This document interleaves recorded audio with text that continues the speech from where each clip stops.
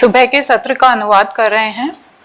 मैं first time अनुवाद कर रही हूँ, इसलिए जो भी त्रुटियां हों उसके लिए पहले से ही क्षमा चाहती हूँ।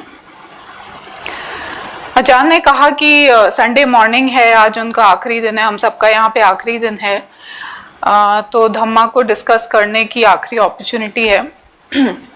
कल का सवाल था, एक व्हाट्सएप पे सवाल पूछा गया था कल शाम के सत्र में कि ध्यान की विधि के बारे में कि फॉरेस्ट ट्रेडिशन के जो सीनियर मंक्स हैं वो अपने शिविरों में क्या ध्यान की विधि सिखाते हैं।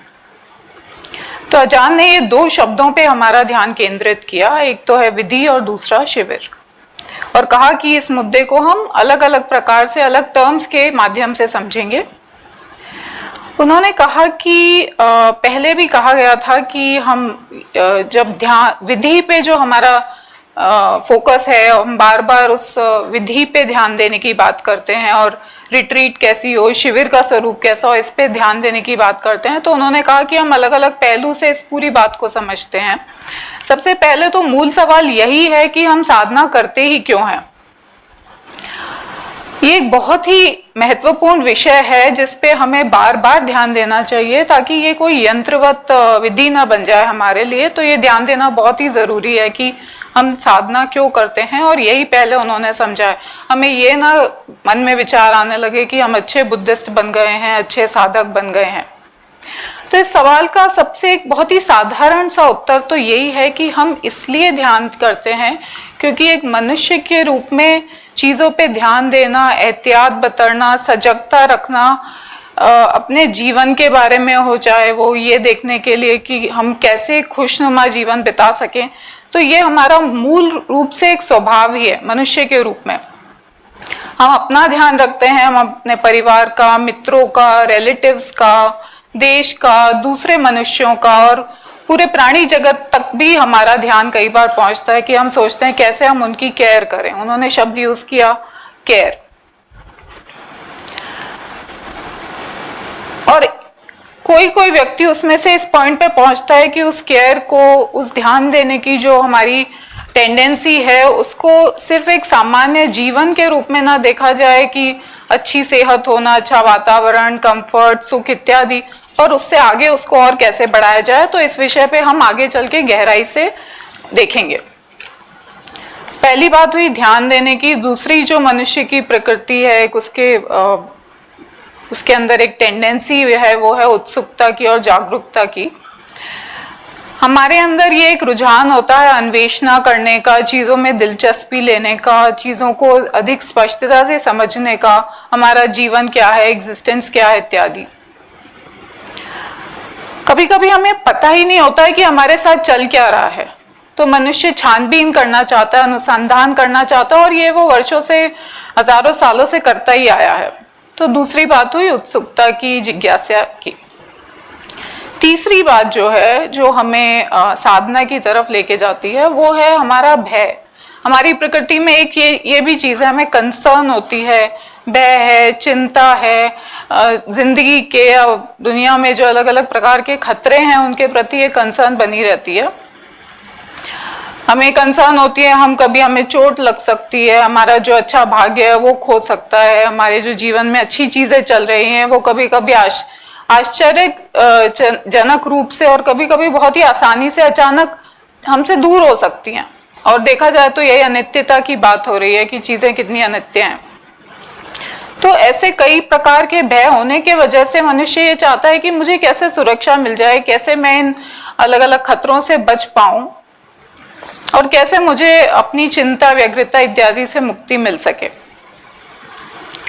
इन सब तीन कारणों के वजह से हम अपना ध्यान और अपना समर्पण करते हैं कि कैसे इन चीजों से हमें इन ह्यूमन टेंडेंसीज को आगे कैसे बढ़ाया जाए। ये सिर्फ हमारे जैसे सामान्य मनुष्यों की बात नहीं है, बुद्धा को भी इसी कैटेगरी में देखा जा सकता है कि उन्हें ये बात स्पष्ट रूप से दिखाई देने लगी कि उन्हें भी जीवन के बारे में ठीक से समझ नहीं है, क्यों हम दुखी हैं, क्यों हम सुख चाहते हैं, कैसे दुख से मुक्ति मिल सकती है। तो ये जो केयर वाली क्वालिटी है, ये उनके जीवन में भी ये उसी का ही एक प्रकटीकरण है, इस प्रकार की सोच। कि कैसे जो सर्वोच्च लक्ष्य है, मानव का सर्वोच्च लक्ष्य क्या है और उस तक कैसे पहुंचा जाए, ये केयर की क्वालिटी के कारण, कंसर्न की क्वालिटी के कारण उनमें भी ये सारे भाव जागे और हम में भी जागते हैं। उन्होंने ये भी जाना कि दुख की संभावना हर समय बनी ही रहती है। व्यक्ति देखता है कि बुढ़ापा आता है, मृत्यु आती है। हम चैंटिंग में भी पढ़ते हैं, यम पिच्छम न लभति तमपि दुखम, जो हमें चाहिए वो नहीं मिल पाता है या चला जाता है, जो नहीं चाहिए उससे हमारा एसोसिएशन हो जाता है। तो यही सारे विचार बुद्ध के मन में भी जागे और यही सब मोटिव, इन सब से प्रेरित होकर अपना राजपाट छोड़कर उन्होंने ये जानने का प्रयास किया कि कैसे अपने चित्त को पूरी तरीके से विकसित किया जा सके। तो धर्म साधना का एक बहुत ही महत्वपूर्ण नियम तो यही है कि हम पहले ये समझे कि क्या चीज है जो हमको मैटर करती है, किस तरफ हमें ध्यान देना चाहिए। ध्यान देने की टेंडेंसी तो हमारी मनुष्यों की है ही, लेकिन किस चीज पर ध्यान दिया जाए ये बहुत इंपॉर्टेंट है। हमारे जीवन की असलियत क्या है, क्या सच्चाई है, हमारे इश्यूज क्या हैं, हमारे एक्सपीरियंसेस क्या हैं, क्या हमारी मुसीबतें हैं, प्रॉब्लम्स हैं, इन सब पे हम ध्यान दें। जब तक कि हम अनुकूलन कर रहे हैं, सीख रहे हैं, एडजस्ट कर रहे हैं, नियमन कर रहे हैं अपने आप को, ना कि कोई फिक्स्ड व्यूज में जाके अटक जा रहे हैं, अपनी समझ को जड़ ना बना लें, बल्कि मतलब अजान ने एक टाइप का एक सोल्यूशन भी बताने की कोशिश की कि कहीं हम फिक्स्ड व्यूज में ना फंस के अपने आप को constantly as human beings adapt करते रहें और चीजों को ठीक से समझने की, रिफ्लेक्ट करने की क्षमता को विकसित करें। तो बात वही आती है कि मेडिटेशन प्रैक्टिस जो है वो विधिवत ना बन जाए, कोई फॉर्मूला ना बन जाए, बल्कि उसके अंदर वो एक कोई फिक्स सेट ऑफ स्टेप्स नहीं है, बल्कि उसमें बहुत सारी अलग अलग प्रकार की चीजें आती हैं। उन्होंने हमें यह कहा कि आप एक सिंपल प्रैक्टिस रखिए, सहज रूप से आप अपनी साधना करिए और ये देखिए कि जीवन के क्या सिद्धांत है। तो जीवन के जो सिद्धांत है वही सिद्धांत साधना पर भी लागू होते हैं। उन्होंने बताया कि लुंगपोर लियम, जो कि वटपापोंग के एबट हैं, थाई फॉरेस्ट संघा के लीड हैं और जून एंड में यहाँ आने भी वाले हैं धम्मारामा में, उनकी कही बात का एक रेफरेंस दिया कि मनुष्य अपने आप को वैसे देखे, एक प्राकृतिक रिसोर्स के रूप में, एक प्राकृतिक चीज या संसाधन के रूप में देखे। हम अपने आप को कुछ और मान लेते हैं और बाकी प्रकृति को प्रकृति के रूप में देखते हैं, अपने आप को उससे अलग कर लेते हैं। तो मनुष्य को स्वयं को भी एक प्राकृतिक रिसोर्स, प्राकृतिक फिनोमिना, नेचुरल फिनोमिना या रिसोर्स के रूप में देखने की आवश्यकता है हमारे पास। फिर उन्होंने मनुष्य की 3 शक्तियों पे हमारा ध्यान आकर्षित किया, जिसके थ्रू फिर हम आगे बात करेंगे कि कैसे साधना को उससे बढ़ाया जा सके। तो मनुष्य में एक शक्ति जो है वो है उसकी बुद्धिमत्ता की शक्ति, फैकल्टी ऑफ इंटेलिजेंस, जिससे कि हम चीजों के कारण और उसके परिणाम को देख पाते हैं। एक सहज सा डे टू डे एग्जाम्पल है, हमें भूख लगती है तो हम देखते हैं कि भाई इस भूख को अब कैसे मिटाया जा सके। तो व्यक्ति अपनी सहज समझ से जानता है कि अगर मैं कुछ खा लूं तो भूख मिट जाएगी। यही बात जानवर भी समझते हैं, दूसरे प्राणी भी समझते हैं। तो ये एक इंस्टिंक्टिव बिहेवियर है हमारा, लेकिन हम सिर्फ उस इंटेलिजेंस की, उस बुद्धिमत्ता की बात नहीं कर रहे हैं। हम मनुष्य हैं तो हमारे पास उससे बढ़कर बुद्धिमत्ता मौजूद है। हम ये देखते हैं मनुष्य के रूप में कि हम कैसे जीवन को एक अच्छे प्रकार से जी पाएं, कभी हम जो समस्याएं हैं उनका समाधान कर पाएं, जो भी डिस्कम्फर्ट्स हैं उन्हें निकाल पाएं। हम दूसरों से सीखते हैं, तो सीखने के भी अलग अलग प्रकार हैं। हम दूसरों से सीखते हैं, ये सीखते हैं कि हम दूसरों से बातचीत कैसे करें, अपने विचारों को प्रेषित कैसे करें इत्यादि। हम अलग अलग टूल्स को या अलग अलग चीजों को कैसे उपयोग में लाया जाए वो सीखते हैं। तो सीखने की क्षमता, बुद्धिमत्ता को बढ़ाने की क्षमता मनुष्य के पास है। और हम जीवन के अलग अलग स्टेजेस में, बच्चे होते हैं, बढ़ते हैं, परिपक्वता हमारी बढ़ती चली जाती है, क्योंकि हम नई नई चीजें सीखते जाते हैं, स्कूल जाते हैं, कॉलेज जाते हैं, काम करते हैं वगैरह। तो ये एक बल की बात हुई, इंटेलिजेंस। दूसरी फैकल्टी जो उन्होंने बताई वो थी सती, माइंडफुलनेस, और कहा कि ये कुछ डिग्री तक हम में है।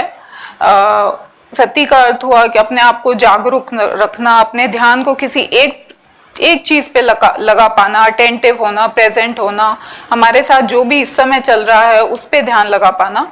और इसी वजह से हम इनफैक्ट, ये कोई बहुत अलग सी चीज नहीं हो गई, माइंडफुलनेस ऐसा नहीं है, सती ऐसी नहीं है कि कोई अलग चीज हमें अपने अंदर लेकर आनी है, तो वो है जो हमारे साथ हर समय मौजूद ही है मनुष्य होने के कारण। दूसरे प्राणियों में भी ये माइंडफुलनेस होती है, लेकिन उसकी डिग्री कम हो सकती है या अलग हो सकती है। तीसरा जो बल है वो है इच्छा शक्ति, आत्मबल, विल पावर, पावर ऑफ वोल्यूशन, जिससे कि आत्मबल के बल को इस्तेमाल करते हुए ही फिर हम किसी भी प्रकार के एफर्ट्स कर पाते हैं, प्रयास कर पाते हैं। अगर आत्मबल का प्रयोग नहीं करेंगे तो हम कोई काम जो करना चाहते हैं वो कर नहीं पाएंगे। तो उन्होंने कहा कि कैसे सती और आत्मबल जुड़ा हुआ है, वो हम किसी चीज को, किसी परिस्थिति को सती के बल पर समझते हैं, उस पर अटेंशन देते हैं, और फिर जब उस पर हमें कोई रिस्पॉन्स देना होता है, उस पर कार्य करना होता है, तो वो हम अपने आत्मबल के बल पे कर पाते हैं। जैसे मान लो शरीर को कहीं से उठाना है, गर्मी है, सर्दी है, कहीं मूव करना है, किसी से बातचीत करनी है, कोई विचार करना है, सब आत्मबल के को इस्तेमाल करते हुए होता है। तो ये सारी जो तीन ये बातें हुई, ये सब हमारी साधना के मूल अंग हैं। अब भले ही हम उन्हें साधना, मेडिटेशन कहें या नहीं कहें, लेकिन हम ह्यूमन बीइंग जो हैं वो इन्हीं प्राकृतिक रिसोर्स का उत्पादन है, इन्हीं से हम बने हुए हैं, हमारे बिल्डिंग ब्लॉक्स हैं, और ये हमारे पास जन्म से ही उपलब्ध हैं। अब आगे काम हमारा ये है कि हम इन्हें बढ़ाते चले जाएं। तो हमारे आध्यात्मिक मार्ग पर हमें इन्हीं क्वालिटीज, इन्हीं बलों का सहारा लेना है, कोई अलग से कोई चीज लेकर नहीं आनी है। बल्कि अगर हम कुछ बाहर जाके कुछ बहुत दूर दूर बड़ी बड़ी चीजें ढूंढने लगेंगे तो we will miss the point. जो हमारे पास है उसको छोड़ के हम कुछ ऐसी चीजें ढूंढने निकल जाएंगे जो हमारे पास है ही नहीं। तो ये हमने समझा कि बिल्डिंग ब्लॉक्स क्या हैं। अब ये तीन इंपॉर्टेंट चीजें अगर हैं तो हम इन्हें कैसे बढ़ाएं और कैसे फिर अपनी धर्म यात्रा में उनको अप्लाई करें।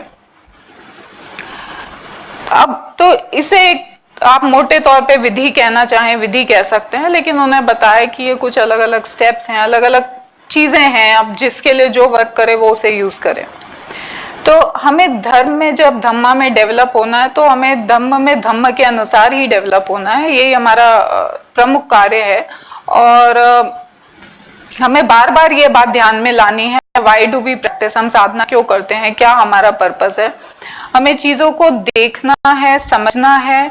अब तक हम जो यात्रा करते आए थे वो बाहरी यात्रा कर रहे थे, तो जो हम अपना इंटेलिजेंस, बुद्धि यूज कर रहे थे, क्यूरियोसिटी यूज कर रहे थे, अलग अलग जितनी भी बातें अब तक हुई वो हम या तो अपने बाहरी जीवन में यूज करते आए हैं, करते ही रहे हैं, लेकिन अब बात हो रही है कि उन्हें आंतरिक जीवन में कैसे लगाया जाए।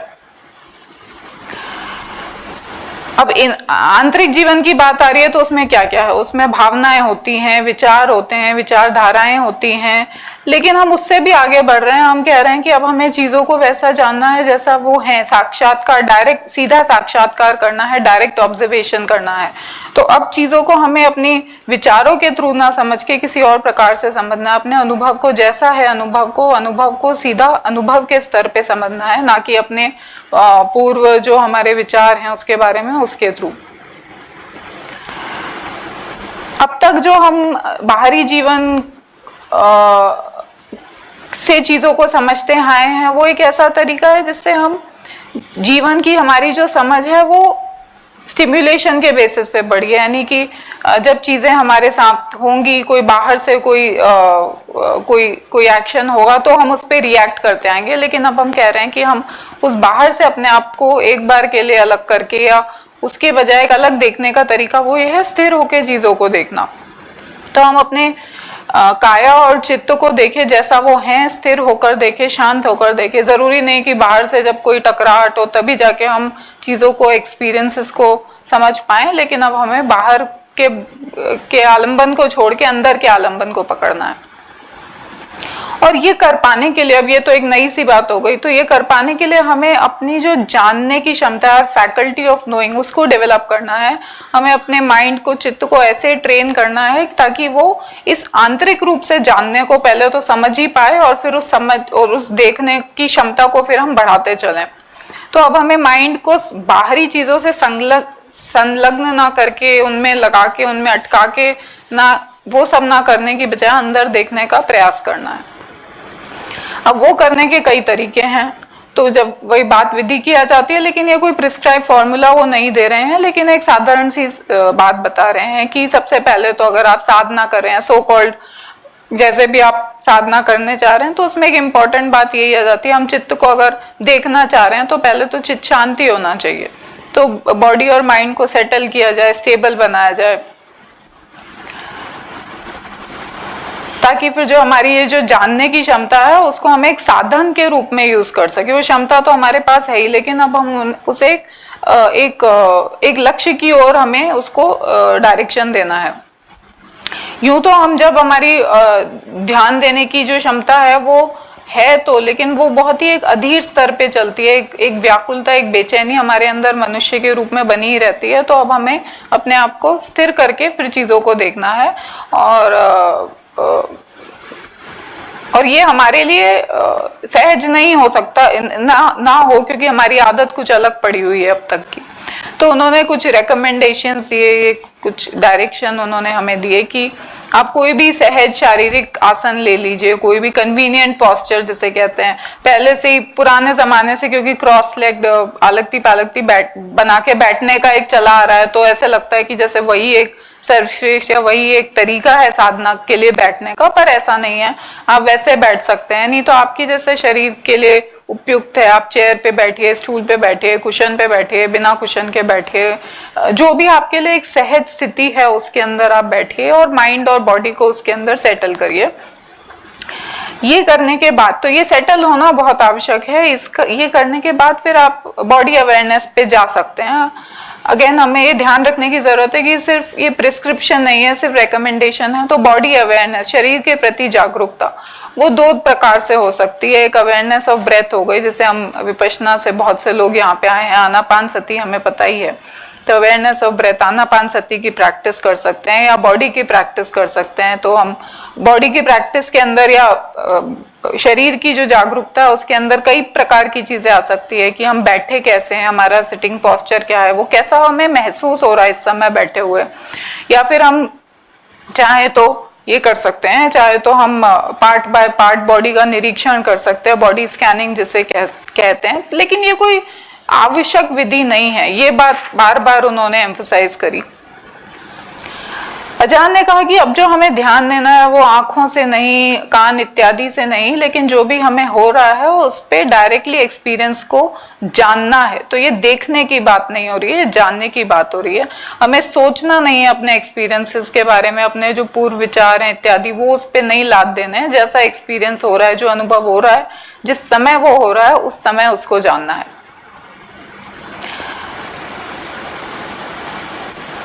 फिर इसमें एक सिंपल सी बात आ गई, अब जैसे मान लीजिए आनापान सती कर रहे हैं, तो जिस समय हम सांस ले रहे हैं तो उस समय काया को कैसा महसूस हो रहा है, ये छोटी सी बात हम इस पे ध्यान दे सकते हैं। शरीर में किस प्रकार की संवेदना जाग रही है, इस पे ध्यान दे सकते हैं। और ये तो कुछ ऐसी विधियां या ऐसी चीजें हुई जिससे जो लोग गोयंका जी के ट्रेडिशन से आए वो लोग काफी जानते हैं, लेकिन और भी तरीके हैं माइंड को सेटल करने के, स्टिल बनाने के। एक उसमें चीज है कॉन्टेम्पलेशन, मनन का प्रयोग करना, निरीक्षण का प्रयोग करना। जो हमारे भीतर चल रहा है वो चल ही क्या रहा है, ये भी तो समझना चाहिए कि वो क्या हो रहा है हमारे अंदर, और उसका क्या कारण है, उसका क्या परिणाम है वगैरह।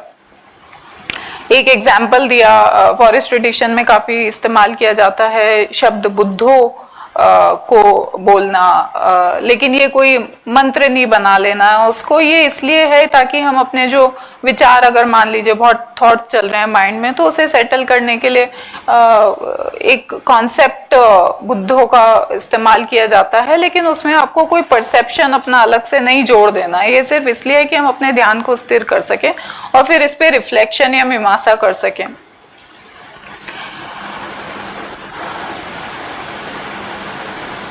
मीमांसा इस बात पे भी की जा सकती है कि हमारा जो इंटेलिजेंस है, जो माइंडफुलनेस है और जो एफर्ट्स हैं वो किस डायरेक्शन में जा रहे हैं। जब हम कोई एफर्ट लगाते हैं तो उसका क्या रिजल्ट होता है। मीमांसा इस प्रकार की भी हो सकती है।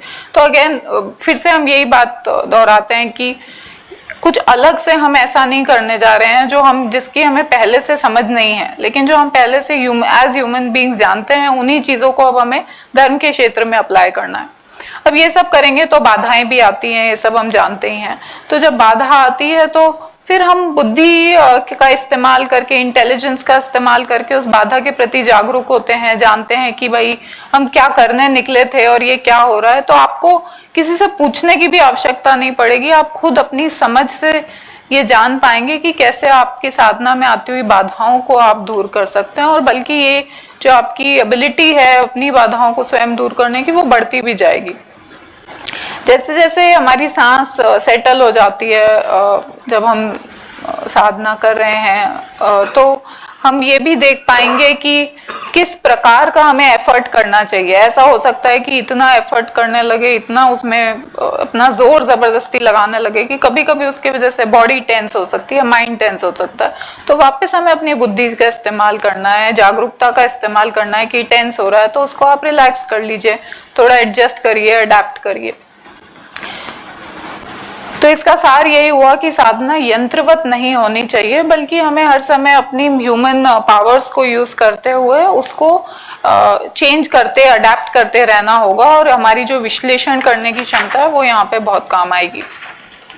अब ये तो वैसे ही है जैसे हमारी रोजमर्रा की एक्टिविटीज भी ऐसी होती है। आप में से बहुत से लोग आज ट्रैवल करके आए हैं, या उन्होंने एग्जाम्पल दिया कि दिल्ली में आप वॉक कर रहे हैं, तो आप ये देखेंगे भाई मैं कहाँ के लिए मैं निकला हूँ, मैं कहाँ जा रहा हूँ, तो अपनी बुद्धि को इस्तेमाल करेंगे। फिर देखेंगे अच्छा मुझे रास्ता नहीं पता, तो किसी से पूछेंगे रास्ता, या मैप देखेंगे, कोई गलत रास्ते पे चले गए तो रास्ता चेंज कर लेंगे। यही सब तो हमें साधना में भी करना है। बाधा आएगी तो देखना, बाधा आ गई तो अब मैं उससे कैसे डील करूं, और फिर आप अपने सती को इस्तेमाल करते हुए उसको ठीक कर पाएंगे। तो ये तीन चीजें जो हुई, इंटेलिजेंस, बुद्धि, अवेयरनेस, सती और एफर्ट, प्रयास करने की क्षमता, ये हमें हमेशा हमारे साथ प्रेजेंट है, और हमें इन्हीं के अंदर प्लस माइनस जोड़ बाकी ये सब करते हुए एफर्ट करते रहना।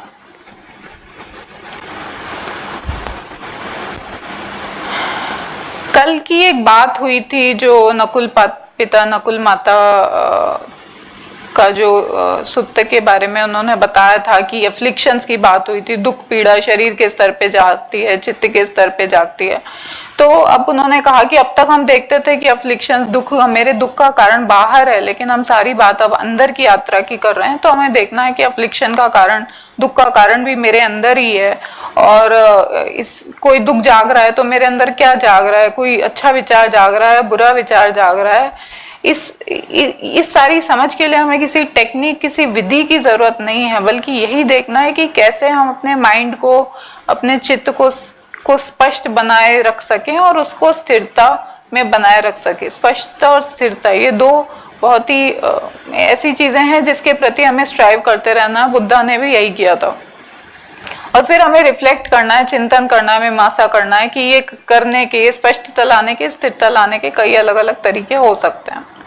तो सार ये हो गया कि चीजों को हमें एक प्रैक्टिकल वे के अंदर रखना है। अब जो कोई एक जैसे डेडिकेटेड प्रैक्टिशनर, कोई लॉन्ग टर्म मेडिटेटर, कुछ भी कह लीजिए, वो अक्सर ये करेगा कि एक सुबह शाम की उसकी साधना रहेगी। जैसे गोयंका जी ने हमें बहुत प्रेरित किया, और अजान ने भी कहा कि ये एक अच्छी चीज है, आप सुबह शाम कुशन पे बैठ के साधना तो हम दिन भर करने की प्रेरणा है, लेकिन कुशन पे बैठने जो हम करते हैं उसकी बात हो रही है।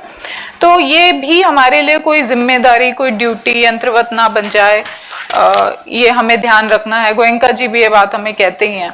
तो ये हमें करने के लिए, अब जैसे हम अपनी जो सुबह की प्रैक्टिस है, मान लीजिए आप सुबह अगर थोड़ी देर ध्यान करते हैं कुर्सी पे बैठ के, कुशन पे बैठ के, जैसे भी बहुत अच्छी बात है, लेकिन आप उसके साथ और भी चीजें जोड़ सकते हैं। जैसे चैंटिंग, आज सुबह भी हमने चैंटिंग की, बुद्धा धम्मा संघा को याद कर सकते हैं, रिफ्लेक्शंस कर सकते हैं, श्रद्धा का भाव बढ़ा सकते हैं, इस बात पे रिफ्लेक्ट कर सकते हैं कि क्या चीज आदर योग्य है एक धम्मा प्रैक्टिशनर के लिए, क्या हमारे सार्थक लक्ष्य हैं। सिर्फ हम अपनी ऑर्डिनरी लाइफ, साधारण लाइफ और उसके जो सामान्य लक्ष्य हैं उनसे अपने ध्यान को थोड़ा दूर करके जब हम सुबह अपने दिमाग को, माइंड को सेटल कर रहे हैं, तो ये देखें कि एक बड़ी पिक्चर की तरफ ध्यान दें कि हमारे लिए सार्थक लक्ष्य क्या है एक साधक के रूप में, और इसका कोई फॉर्मूला तो है नहीं।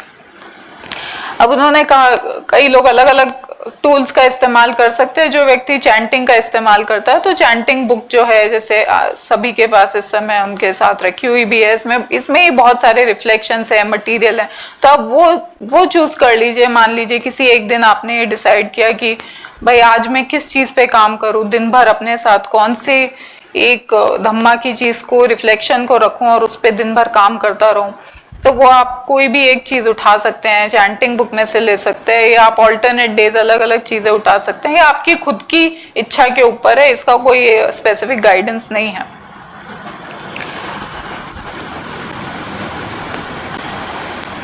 थोड़ा क्वाइट रिफ्लेक्शन, तो रिफ्लेक्शन की जब बात आ रही है, ये भी ध्यान देने की बात है कि क्वाइट रहना, शांत रहना की भी अपनी एक बहुत बड़ी इंपॉर्टेंस है। तो हम जब सेटल्ड माइंड की बात कर रहे हैं, शांत माइंड की बात कर रहे हैं, तो उसके अंदर जागृत जो मन है, एक शांत मन को जागृत बनाना ज्यादा आसान भी है। और उसमें कुछ और उसकी कुछ क्वालिटीज होती हैं उस जागृत मन की, वो उसमें उजास होता है, हल्कापन होता है, स्पष्टता होती है। तो यही चीज हमें प्रयास करके बढ़ानी है।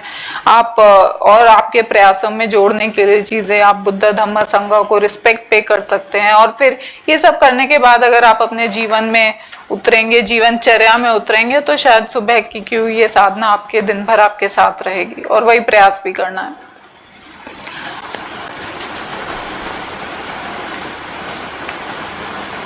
इसमें ये भी बात आती है कि हमारे जो दिन भर के क्रियाकलाप इत्यादि हैं, तो उसमें हमारा क्या रुझान रहे, क्या एटीट्यूड हम अपनी लाइफ में रखना चाहते हैं, चाहे वो मेत्ता को हो, पेशेंस हो, करुणा हो इत्यादि। तो ये भी मनुष्य को ध्यान देना है कि हम किस चीज की तरफ अपना रुझान रख रहे हैं। ध्यान देने के लिए तो बहुत सी बातें हैं एक्सटर्नल लाइफ में, लेकिन हम किस तरफ अपना ध्यान दे रहे हैं ये इंपॉर्टेंट है। और हमें अपने आप को बार बार ये रिमाइंडर देने होंगे, ध्यान दिलाना होगा। आप अपने मॉर्निंग सेशन को एंड करने के लिए मेत्ता प्रैक्टिस कर सकते हैं। फैमिली, परिवार की तरफ हो गई, रिलेटिव्स हो गए, कम्युनिटी हो गई, या कुछ और चीजें हो गई, जैसे मान लीजिए कहीं पे कोई वॉर वगैरह चल रहा है, कोई युद्ध चल रहा है, तो वहां के लिए हमने शांति की, लोगों की सुरक्षा की कामना करी। या आपका कोई संबंधी अगर अस्पताल में है तो उसकी तरफ हमने अपनी मेत्ता को डायरेक्ट किया। एक इम्पॉर्टेंट बात यह भी है कि हम मेत्ता को या इस प्रकार के भावों को अमूर्त न रखें, जो हमारे जीवन में वास्तव में चल रहा है, हमारे आसपास के जीवन में चल रहा है, उसके ऊपर ध्यान लेकर जाएं तो वो ज्यादा अच्छा होगा। जैसे कि रिलेटिव का एग्जाम्पल हुआ, जो चीजें वास्तव में हमारे जीवन पे चल रही हैं उनको लेके अपनी साधना को बढ़ाना। फिर ऐसा भी किया जा सकता है, सुबह आप धम्मा की कोई किताब में से कुछ लाइंस पढ़ लीजिए, चाहे बुद्धा के वर्ड्स पढ़ लिए, चाहे अजान चा की किताब पढ़ ली, और फिर उसे दिन भर आप अपने साथ रख सकते हैं, उन बातों को अपने साथ रख सकते हैं। तो ये कोई फिक्स्ड अप्रोच नहीं है, लेकिन एक क्रिएटिव अप्रोच है। और फिर दो और इम्पोर्टेंट क्वालिटीज पे उन्होंने कहा कि मनुष्य को या साधक को दो चीजों को एंजॉय करना चाहिए, हमें शांति और एकांत, क्वाइट एंड सॉलिट्यूड, इन चीजों के साथ भी हमें थोड़ा कंफर्ट अपना डेवलप करना है, सिर्फ हर समय उत्तेजित रहने की जो टेंडेंसी है उसको दूर करने के लिए। और यदि हम ऐसा शांति और एकांत के प्रति अपना रुझान करते हैं तो ये इससे हम बुद्ध धम्म संघ के और अधिक नजदीक जाते हैं। कुछ लोगों में ये स्वभाव सहजता से होता है और किसी किसी को ये डेवलप करना पड़ता है। तो ओवरऑल देखा जाए तो बात यही थी कि हम क्यों साधना करते हैं और कैसे की जाए। हमारे पास बल पहले से ही मौजूद हैं, उन्हीं को अब हमें साधना के क्षेत्र में, आंतरिक यात्रा के क्षेत्र में लगाना। Thank you sir.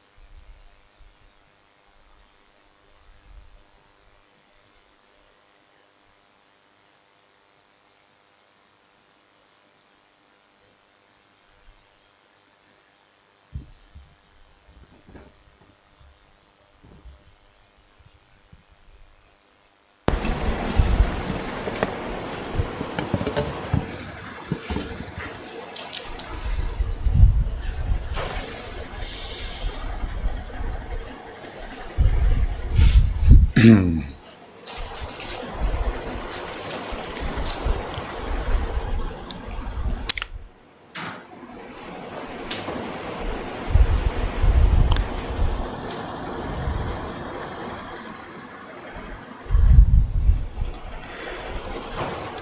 I demonstrate bowing according to tradition?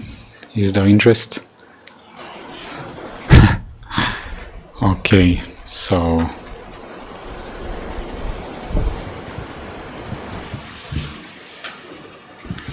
it is called the 5-point prostration or bowing, which means 2 points elbow, 2 points palms, and 1 point forehead. So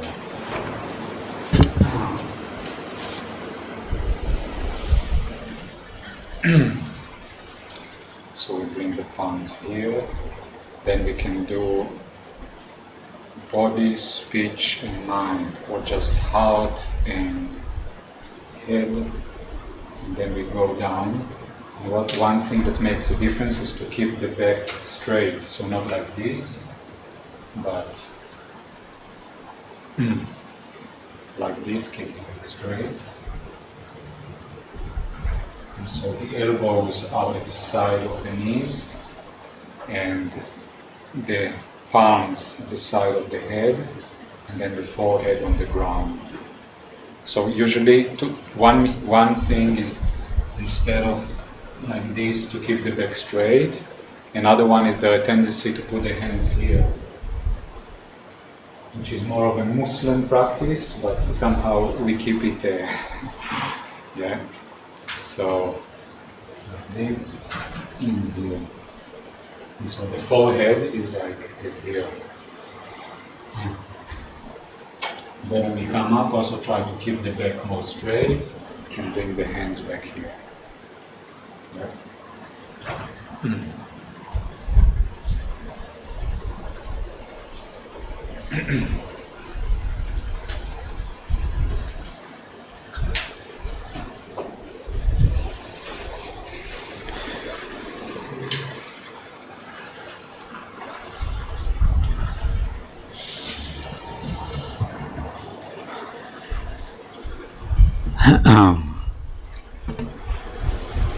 Yes.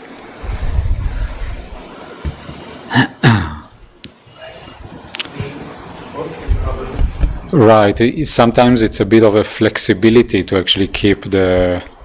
Difficulty being in that. You may bend down and not get. Yeah. Somebody will have to lift. As much as we can, according to physical limitations.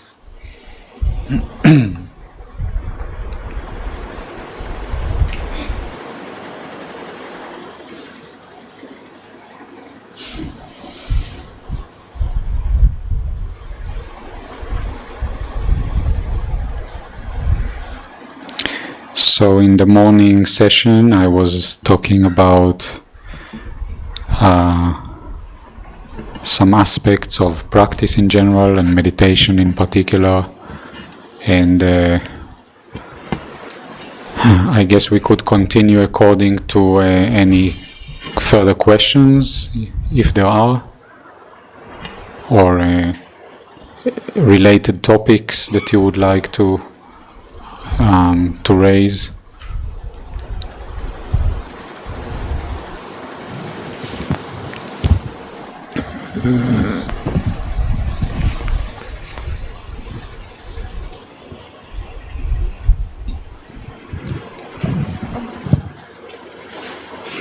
Sometimes there is a lots of fear in my mind.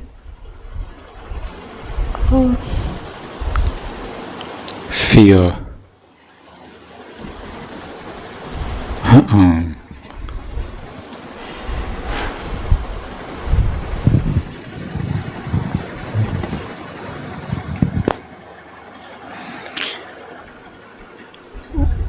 Were you today in the morning or just coming? Just coming now. Yes. because in the morning, talking about always coming back to recollect, to inquire, to bring to mind, to investigate, actually, why do we practice? Why do we? What is the motivation? What is the reason? What's the point? Then one thing I mentioned is the aspect of fear or worry. Yeah.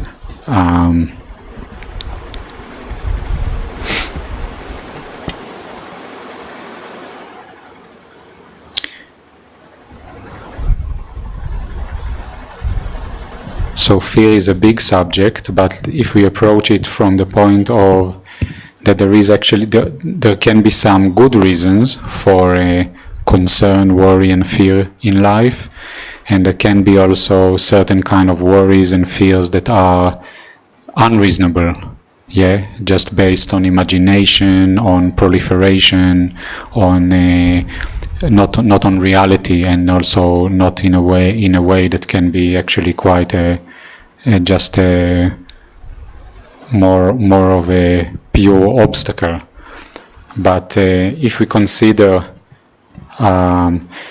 so in terms of ordinary life, we can see there are various dangers that it's good to take in account. Yeah, so there are some, let's say, activities or things that we could do, and we may decide to avoid them because they are dangerous. So this kind of a fear of things that are of danger is quite reasonable. Or let's say we walk in the streets of Delhi. Maybe these days you don't find many wild elephants, but suppose there is one there. So it's actually quite reasonable to be to consider, oh, it's dangerous here, and for the sake of seeing danger, to find some wise response.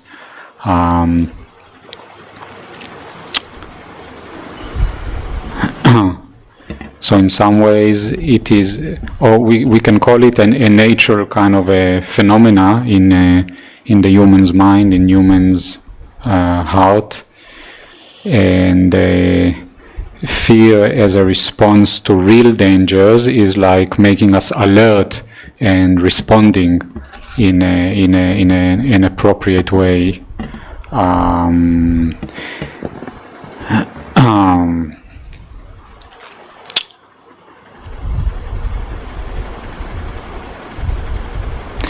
But if we look more deeply into the matter, then of course,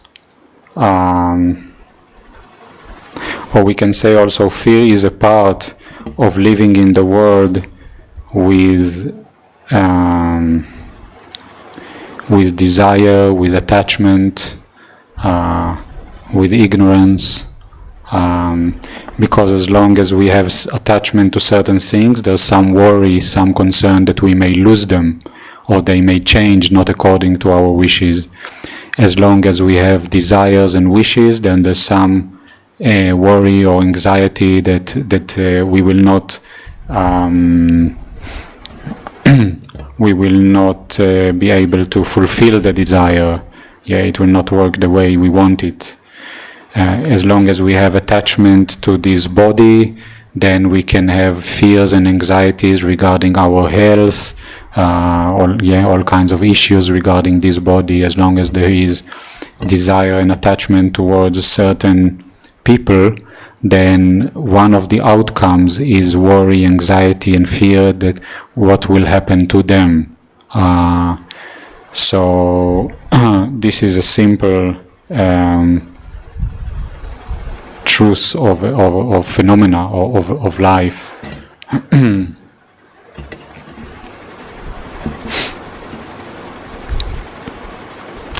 Now there is the type of, we can distinguish two types of things. One is worry as a kind of a proliferation, an emotional state that is not beneficial for our actually dealing with life, dealing with things in a skillful way.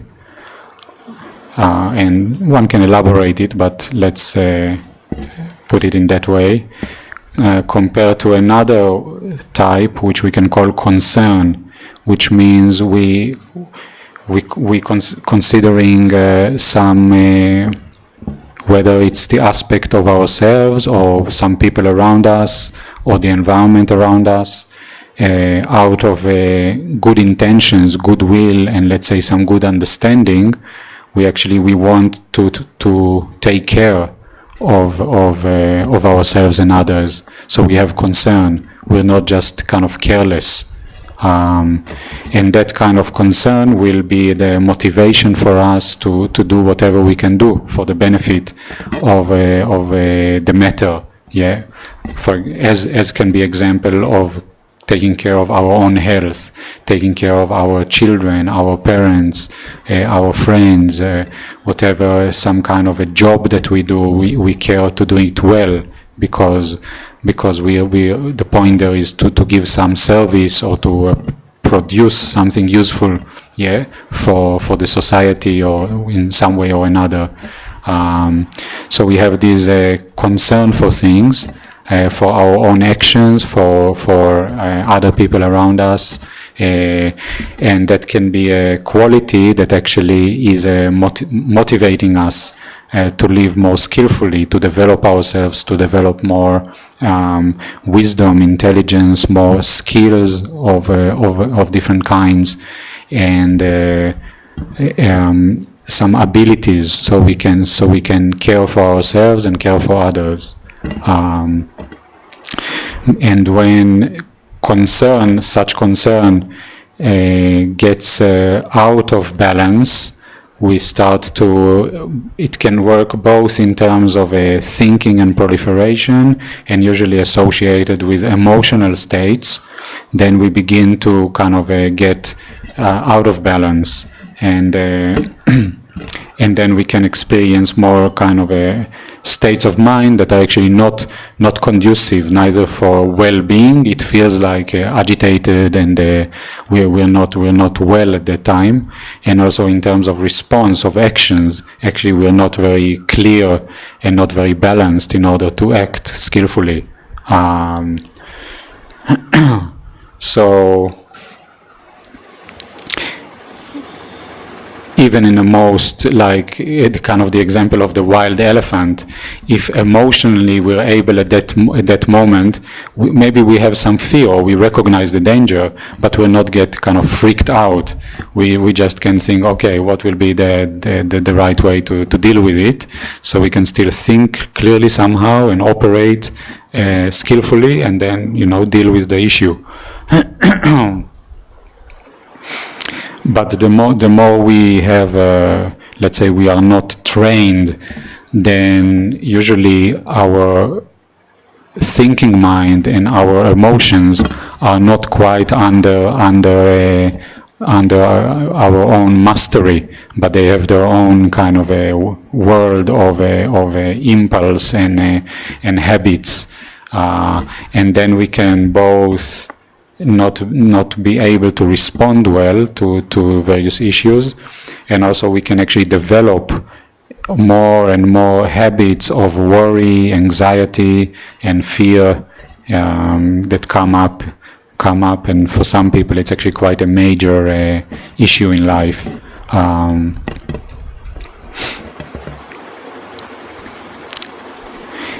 And yet recognizing that life is involved, dangers, all kinds of dangers, is quite reasonable. So it's not like we are somehow building a idea or story or perception that everything is good and perfect and there's nothing to worry about.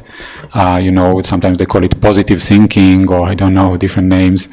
It's not like that. We recognize we need to be careful. That's and to have concern and responsibility and so forth, and awareness of what's going on.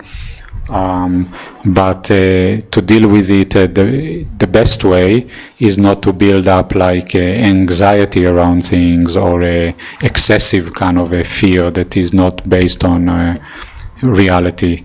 But one motivation indeed for all kinds of efforts in life, both worldly and spiritually, is indeed recognizing the dangers of a life that is not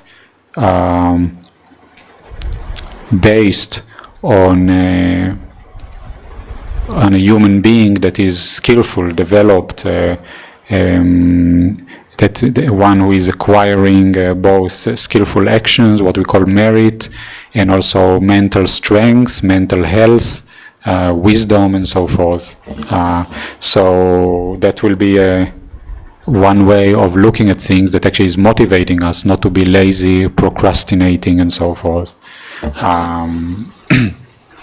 And also can mention one particular type that that can call it fear, that is actually very important and useful on the practice, Dhamma practice.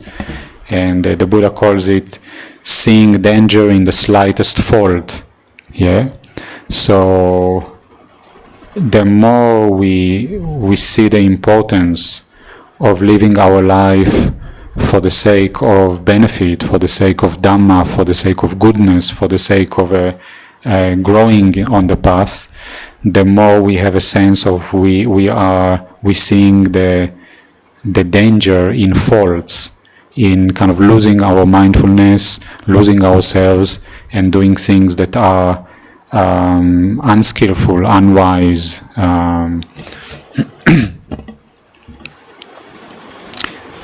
When the Buddha talks about the conduct of bhikkhus, of monks, there's this phrase coming up in various places, one who is seeing danger in the slightest fault. But even that, it can become like a kind of an anxious person. So it has to be an attitude that is like balanced, based on mindfulness, based on reflection, not based on some kind of a anxiety that is actually lessening our ability to see things well, to respond well, to act well.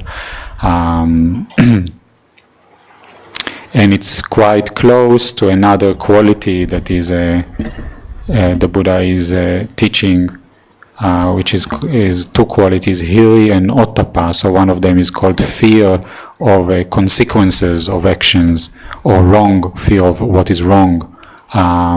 So that's also, it's not developing some kind of an anxious states of emotions and mind, but it's like one who is understanding the law of karma and knows that any kind of bad karma, unwholesome karma, not to talk about evil karma, is a danger. We're creating future suffering, we're creating future troubles.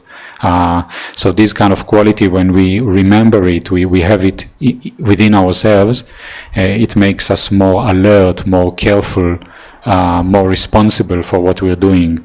So it's actually a condition for growth on the path, growth as a human being, and condition for happiness, basically, because we are careful about creating the unskillful conditions to occur.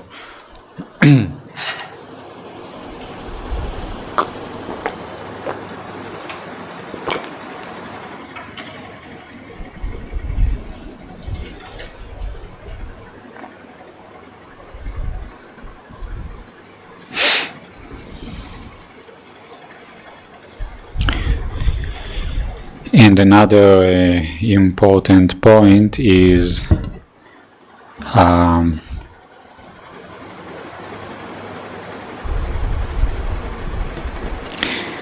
when we consider that there are dangers in life, there is dukkha in life, the truth of dukkha that can come up in all kinds of ways, then the consideration of what would be a path, what would be a way for safety, for a refuge, So we know that from the ancient times, from the times of the Buddha, there is this practice, or actually the meaning of being a Buddhist. Yeah, it's one who is taking refuge in Buddha Dhamma Sangha. So it's like, as a human being, recognizing that we want to to find some safety, some guidance, some path in life, because if not, then we're quite left to our own devices, or kind of left to all kind of dangers and types of dukkha to arise in one's life. So we are searching for how can we find some security, some refuge. And if we look at the world, we can say we look for refuge in terms of financial conditions. Yeah, if we have some possessions, we have some savings, then we know something happens. We have this source of we can say financial security, where we can solve problems by that. When if we have usually we take some refuge in family. Yeah, when there are issues within the family, then we know maybe our parents will help us, or some other family members. So it's like some kind of a source of support. Yeah, another term for refuge is support. In the Thai, they translate it like that, like leaning, something to lean on. So what can we lean on when we have difficulties in life, or even just as we go along life? What will be our support, our place of refuge and leaning on? If we look at some kind of community or society, then often there's like using all kinds of let's say we have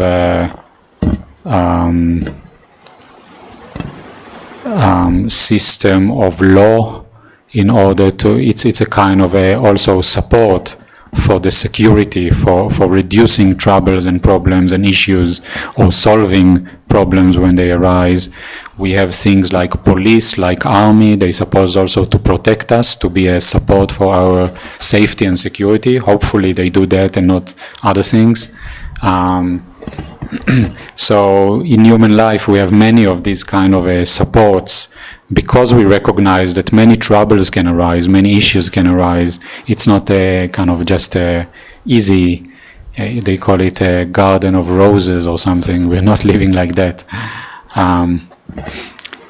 But these are all still more on a mundane level, the troubles that arise. If we look more into the roots of the matter, then we see that, or we can investigate what actually are the roots of problems in human life, what are the roots of suffering in human life. And we see that as much as we can fix kind of things in financially and socially and politically and courts and laws and so forth, it doesn't actually get into the root of the matter. If people are still having within them the conditions, the factors, the qualities that lead to problems and troubles and sufferings for themselves and for others, then it will always pop up, it will come up, and we can kind of run and try to fix it here and fix it there and get something here and something there, but it never kind of really solves the problem. Or we can say, what would be really this is something that is actually a major aspect of the Buddha's teaching and the Buddha's great wisdom, awakening. Actually, how do you work with the problems of life? Where can you find a real, get down to the roots of the matter? And if we understand that, as it is said in the first phrase of the Dhammapada, something like Mano Pubangama Dhamma, all things, all phenomena, the source is the mind, is the heart, whether for the good or for the bad, then as much as we will try to create an external kind of society, external life that is kind of taken care of. We give the attention and the work that needs to be done. We see that what will be really significant and get down to the core and the root of the matter is to see actually how does it work internally, where does our actions spring from, and also where is it that we receive life, that life actually becomes our experience of either happiness or suffering, peace or a mess, mental mess, emotional mess, and that's the whole point where we actually begin to see the value of investigating things internally, looking of the source of life, the source of actually who we are and what we're doing and what we're experiencing. And by doing that, we can also gradually agree with the Buddha. We can say that actually we can do some changes there. Yeah, if we have certain habits of worry or whatever, greediness or anger or all these kinds of mental, emotional issues, actually we can do some changes regarding that. We can develop more. We can increase in skillful habits and qualities of mind and heart, and we can gradually let go. We can abandon those habits, those kind of mental qualities that actually bring trouble into our life, both us with ourselves, us with with the world outside, with the people around us. And that of course relates to many things, while gradually we can see more and more some kind of a clear picture in terms of priorities, in terms of what is indeed for the benefit, what is not for the benefit, what's more important, less important. And while doing that, we also begin to do some changes. And part of it is also we begin to see the value of training ourselves, which we can call it the meditation practice, the practice of developing more mindfulness, more attention to right action, right speech, and all the different aspects of the path. We begin to see what is the meaning of this teaching about attachment, of craving, or what are we going to do with it? Can we gradually live in a different way? Yeah, so it can be little by little.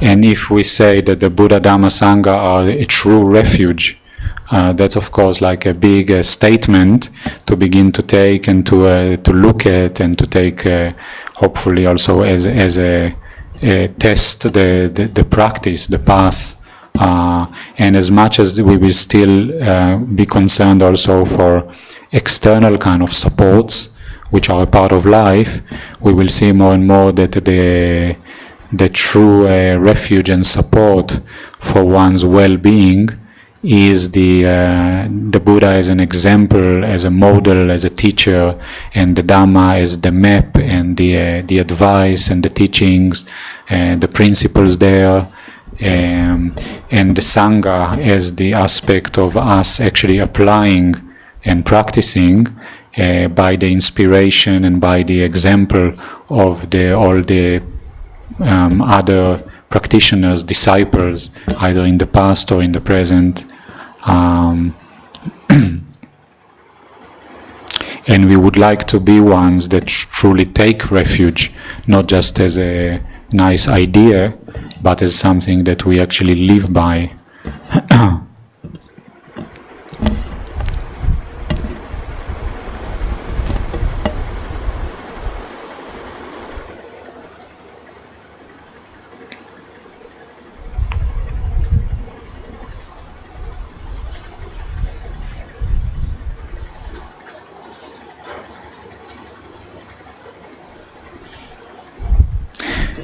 there is one place, it's maybe a fairly known sutta, where I think the Buddha is telling a story there about the devas that are fighting with the asuras, these celestial beings.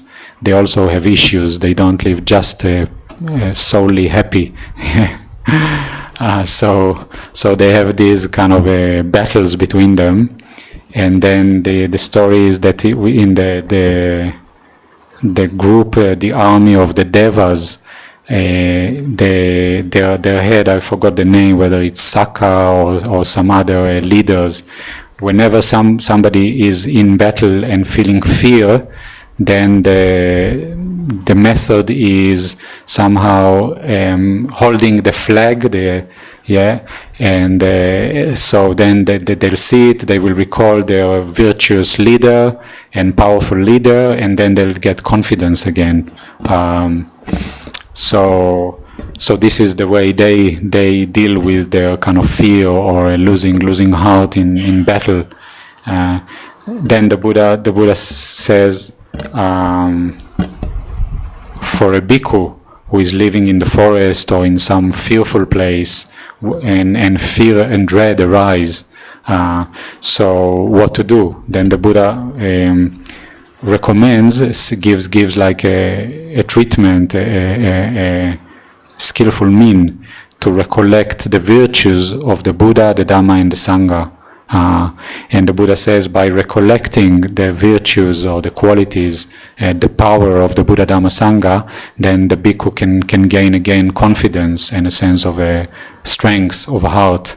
And then the Buddha says there that actually recollecting, for the devas to recollect their leader or to see the flag, that cannot truly alleviate fear. Because even the leaders of the devas, they still are having within them greed, hatred, delusion, and by that they themselves not free of fear. Yeah, they can be quite courageous, but it's not like freedom from fear. While the Buddha, who is free from any kind of defilements of greed, aversion, delusion, any taints or some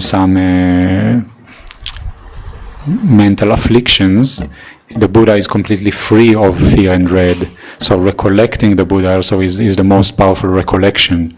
So to take refuge in and that also makes the point that to be truly free of fear and dread and worry, really truly free, it's only when the mind completely purified and there's no more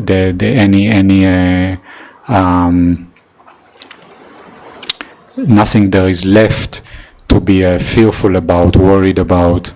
But that's of course the highest attainment. Yeah.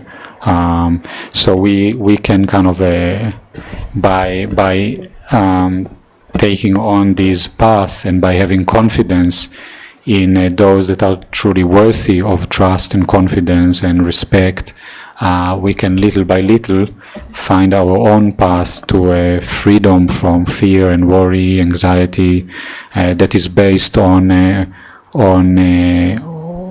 true, real base, not just kind of some kind of a positive thinking or actually human beings normally, for the sake of not worrying and having various fears, it's like how we call it, what's the word, denying, just many things not to think about.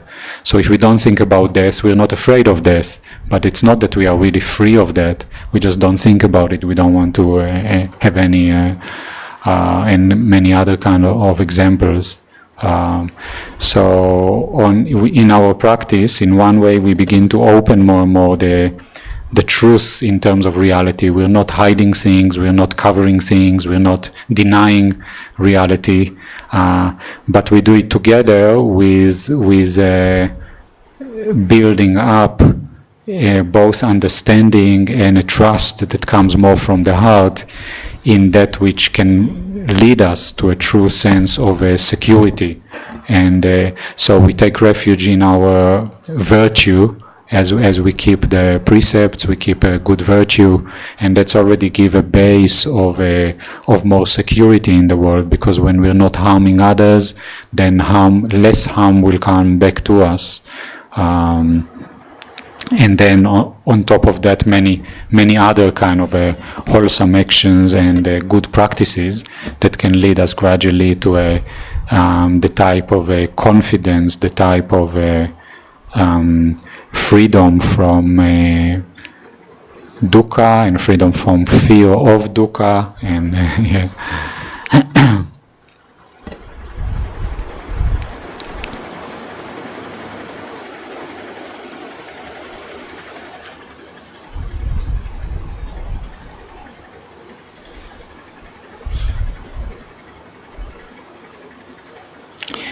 But sometimes also back to the aspect of fear and anxiety can be actually based on just a unrealistic kind of so sometimes we don't even know why it is arising.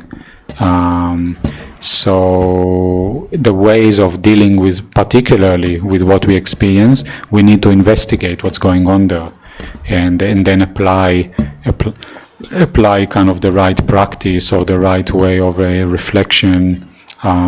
Sometimes it just arises, and by the way that we are not feeding it, we are not like getting carried away by it, then we let it arise and let it pass away.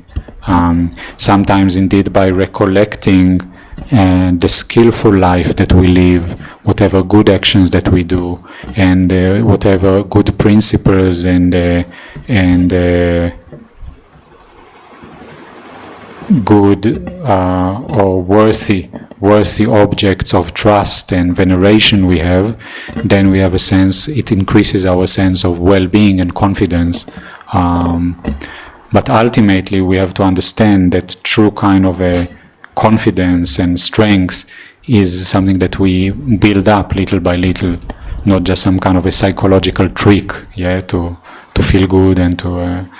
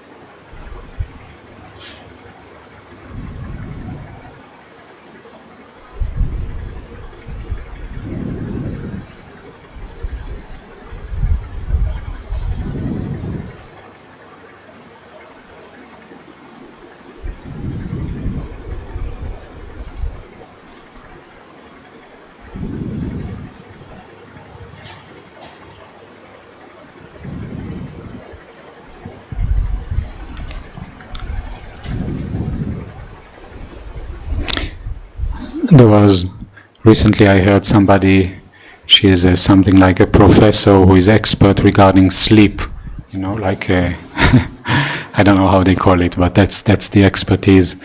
So she was saying that so often people don't sleep well because of worries, lots of worries in the mind, and not sleeping well because of that, cannot fall asleep. And she said that from the whatever research that she did, or some research that was done, the number one reason for worry is children. So parents worry about their children. So this is so whoever is a parent already can kind of investigate the matter, and we can relate to our children in a way that is full of worry and or we can relate to it indeed with more wisdom. So we help in whatever way we help. We have our metta and compassion towards them and good wishes for them, but not to the point where we are excessively worried about them, which is based, of course, on a unskillful kind of a attachment and a relationship that is too sticky, and so of course for any Dhamma practitioner that could be a major theme to look at.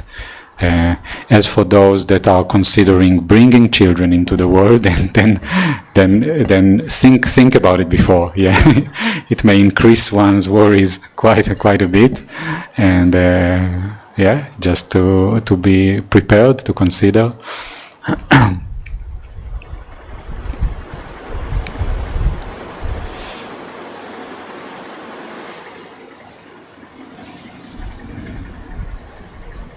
There's a question from the side. Yes. Ajahn, I want to ask a question about strengthening of right speech. It's samma vacha in a given situation for a householder. In a case, yesterday only my wife prepared food in which vegetable was bit bitter, and I said, it's bitter. And my wife replied, it is tasty. Sometimes potato, vegetable, if it is bitter, it is tasty. So she felt bad. Now, in this given situation, how can I be skillful in strengthening right speech? Yeah.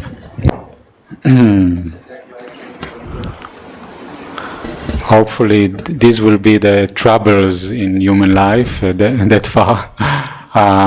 But it's interesting that, for example, in marriage life or like intimate kind of relationship or within people, small little things can build up little by little until we end up living not in harmony at all. There's like tension and kind of a unpleasant energy in the air, and it can build up on many little things, like nothing of a kind of a major, but then one day it may explode because things kind of build up little by little.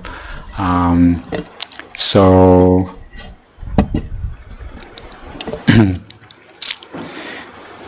maybe in relation to that, I can come back to what I talked in the morning regarding Dhamma practice, and particularly putting it in a frame of a daily practice. So saying daily practice which has a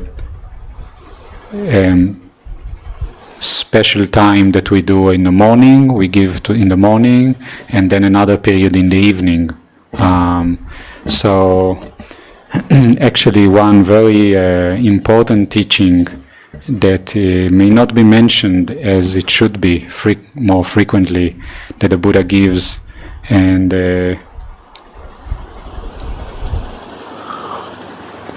it was particularly elaborated on. The Buddha gives it as a teaching to his child, his son, Rahula, and the point is the quality of reflecting and reviewing our actions.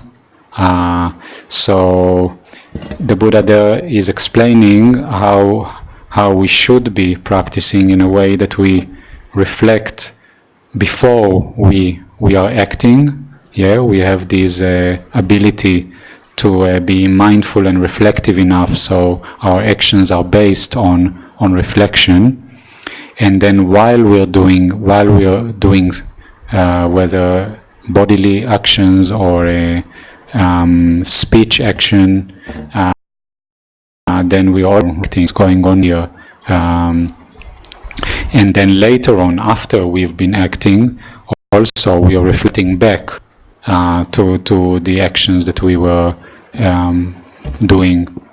And and the Buddha is summarizing the teaching by saying that whoever in the past have been purifying their actions of body, speech and mind, they've been doing it in such a way. Whoever is purifying their actions in the present, they're doing it in such a way, and whoever will do it in the future will do it in such a way. So that's a way of the Buddha saying this is an essential point here. Yeah, it's whether past, present or future, that's the way it works.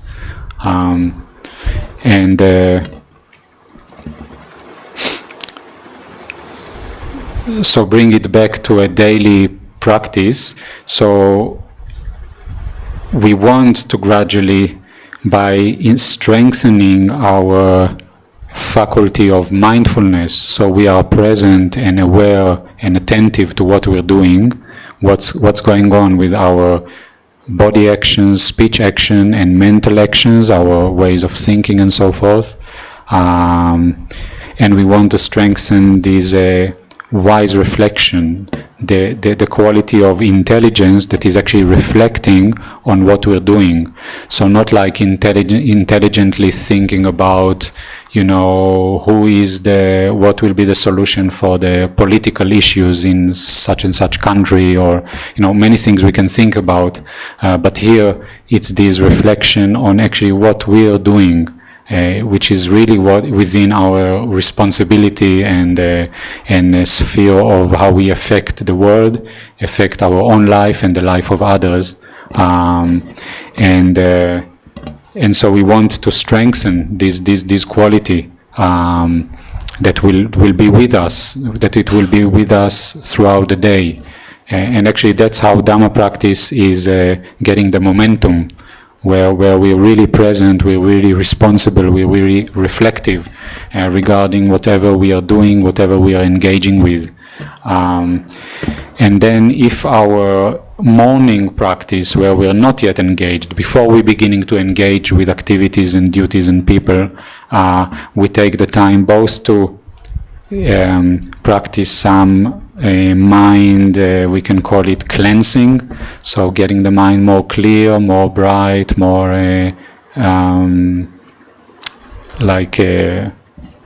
quiet, and then we can use the time also in various ways to remind ourselves what kind of qualities and principles we want to live by, what kind of qualities and principles the Buddha taught, the Buddha advised, what is the advice of wise people. And we can do it in so many different ways. So we can be creative and can be using many ways to bring these reflections.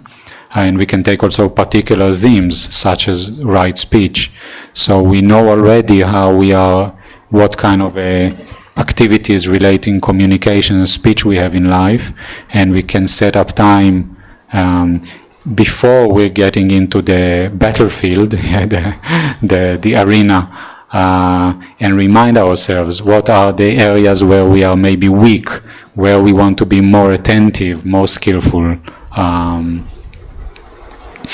or even by any kind of a Dhamma reflection and practice that is indeed relevant, that we will do in the morning, we set up ourselves to be more alert, more mindful, more also motivated to look at what we're doing and to make an effort to develop more actions that are of a higher skill, higher wisdom, higher benefit than we did before, as the habits and what we used to be.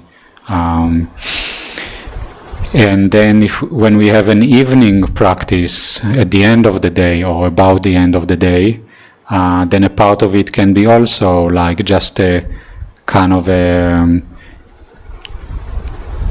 quieting of the mind, resting of the mind in terms of some time to be just with a simple breath or simple meditation word, or any kind of also some chanting that is relaxing and bringing us more into a mode of not rushing and running and doing, but rather coming back to ourselves and coming back to the Dhamma as our refuge and guidance in life.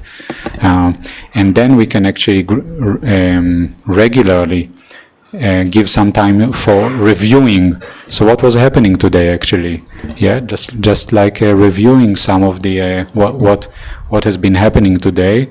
Not like minute by minute, but we can still, which is also a bit of a test whether we are mindful what we were doing, and also some things may be particularly significant in terms of, and we can also do it in so many different ways. But the point of reviewing is the way that we can actually learn, and life become food for growing in wisdom, growing in understanding, and also growing in skills in terms of where can we put our effort, our attention more, because there's some issues, some difficulties, or what would we like to increase because it's important for us to do more of that, to develop it to a higher quality. And normally we all the time just heading forward. It's like just forward. We look, and actually it is so important that we have time where we look backwards and learn something from what was happening, and also by that we know ourselves from life. Oh, so these are the issues. This is something that is weighing on me, like doesn't feel good, or like brings worry, brings remorse. And what are other things that actually gives good feeling, satisfaction? That's where we can really see our own life, because that's where the Dhamma lies, the Dhamma of happiness, the Dhamma of suffering, the Dhamma of growth, or the Dhamma of decline. It's all there with what we're doing with ourselves. And if we're not looking at things and reviewing, then we don't learn much. We are just always with our kind of a next thing to do, next plan, next issue. And actually one can relate it also scanning the body. One can say, okay, one can scan the body.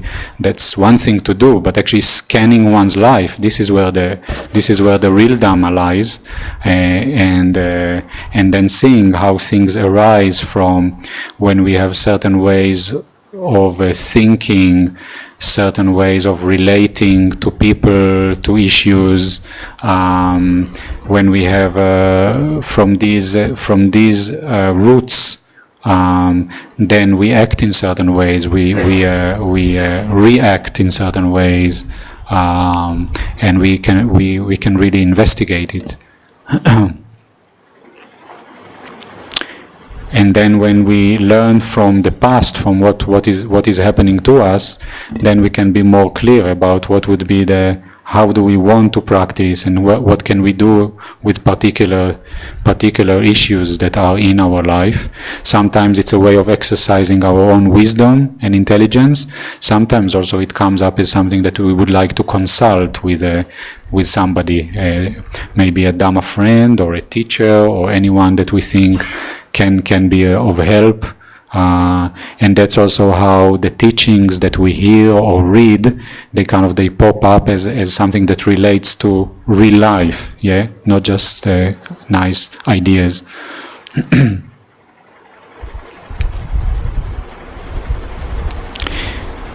And it's maybe good also to mention that by reflecting or using this practice of contemplation, reflection, it's also a way of disciplining the mind. So often if we talk about samadhi is where we are able to focus, not scatter, not like the mind running wherever it likes. And so when we're able to take something and really focus there, and the focus here is with some reflection, some thinking, but still there's a focus there, and so we get also it's a training in itself. And if we see meditation not as like just anything that is chasing away thoughts, just no thinking, that's actually a misunderstanding of the practice. But learning to use our intelligence and reflection and ability to think in a way that is serving the Dhamma, and as the Buddha says, for the sake of purification. So when we reflect on our actions before, during, after, there is this awareness there and this discerning quality. We look what is what. Is it actually appropriate? Is it am I harming somebody here? Is my motivation is a good motivation, pure motivation? What's going on there? Then we can learn many things, and we can, by the intention to actually act more skillfully with more pure intentions and more from a pure heart, not from a dirty kind of a. That's how we can grow. Another thing to mention from the particular question: sometimes to suppose that we ended up failing in our speech. Sometimes we can apologize. We can even a very minor kind of misunderstanding. One way where how to create a harmonious relationship and trustworthy or trustful relationship is that we are willing to apologize, to ask forgiveness. And instead of always justifying ourselves or kind of getting away from things and being very good in blaming others, criticizing others, we rather take responsibility for ourselves, humbling ourselves, because usually we have a big kind of a pride. We don't want to apologize for anyone. But if we take it as a practice, that can be a excellent way of growing in the Dhamma, and sometimes worthy of maybe many hours of meditation, just a little apology where we are able to let go of pride and conceit and just apologize, admit of our faults sometime. And then we can feel actually quite light, because that's it, there's no issue here. We clarified it, we don't have to carry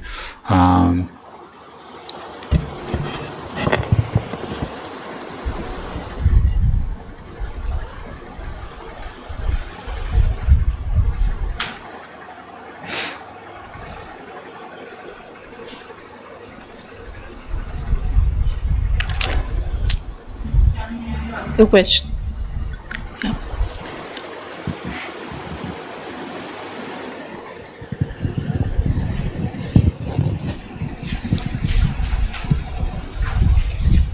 Ajahn, after so many years of Dhamma practice, you've been a monk for over 20 years. What are the challenges that you face now in your practice?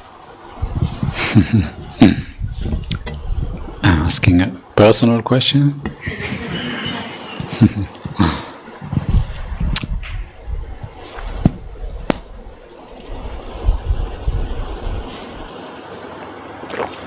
So let me talk not so personally, but in general.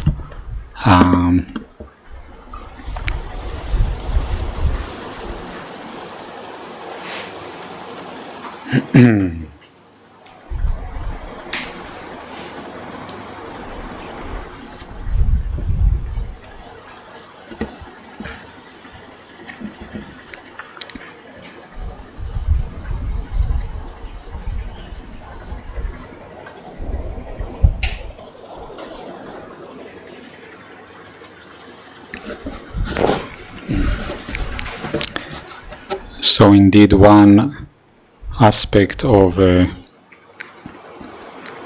is related to just talking about reviewing, not always heading forward, but looking at what has been happening, which means also we are learning about the results of our actions.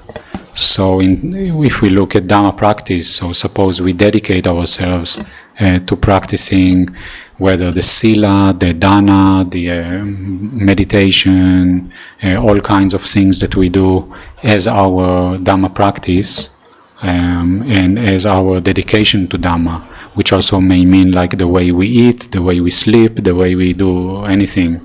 A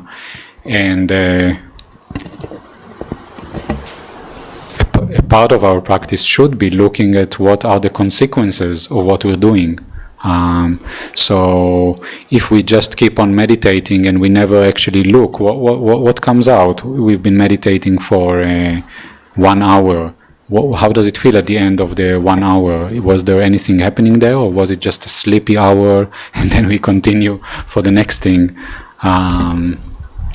And of course, if we've been meditating for, let's say, the last year, we can kind of we can take time to look. Actually, also, when every new year, I like to bring up the theme of reviewing. Yeah, take a 1 year period and doing some review. What was happening? What was there?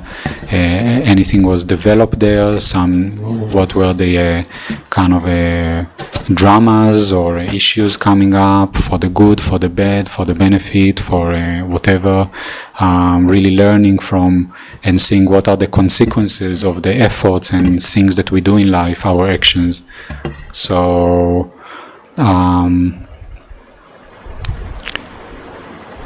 A part of our practice should be that we are actually regularly learning to look, so what's going on here? Is there any development? If we use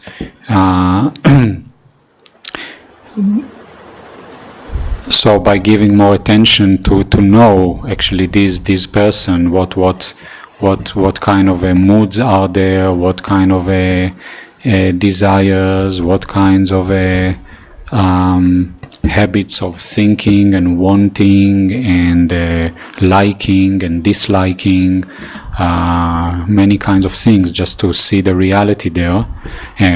Then our Dhamma practice is supposed to be applied to the reality there, not something kind of different, in a different dimension. And then we see whether our Dhamma practice is bearing some fruits, so that we are experiencing either more well-being, more mental health, more skillfulness in terms of the way that we are relating socially, the way that we are with ourselves, many aspects that we can look at. And it's like with Ajahn Chah, when people were asking him if in his monastery they have interviews, like an interview with the teacher, then he would answer that you should learn to interview yourself. Yeah, so that was kind of the attitude that he had, and that doesn't mean that there's no value. Of course, he knew very well the value of having a relationship with friends in the Dhamma and teachers in the Dhamma, so we get some mirror, some feedback, and we can learn from that. But as the kind of the fundamental aspect is that we learn actually to interview or review and know ourselves and see what kind of dukkha is still there, what kind of defilements are still there, how are we with right view, right intention, right speech, right action. We can actually even take sometimes like a list of these and look one by one, or the 5 precepts. So the first precept, are we really clean, or are there any issues there that we are dealing with? For example, the other day in Israel it was like cockroaches in the house. What do you do with them? Sometimes just to this is the issue at the moment with the first precept. Then second precept can be something else, like whatever, taxes, or that we are dealing with. The other is quite all right, we're not stealing anything, or and then we go one by one as a way of reviewing our practice. How do we deal with other people that we live together? Is there some competition there, some jealousy there, or are we like good friends with others?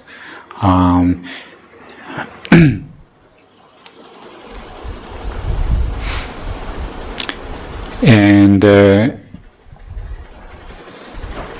if we are truly practicing, and we are practicing what is called Dhamma in line with the Dhamma, we're practicing actually correctly, then there must be little by little that we can see some benefits coming from the practice, and that will be the true sense of confidence that arises, not just saying, oh, wonderful teachings and the Buddha was the greatest being and things like that, but actually seeing that when you follow the Buddha, follow the teachings, follow the advice, then you see the arising little by little of some benefits, some fruits.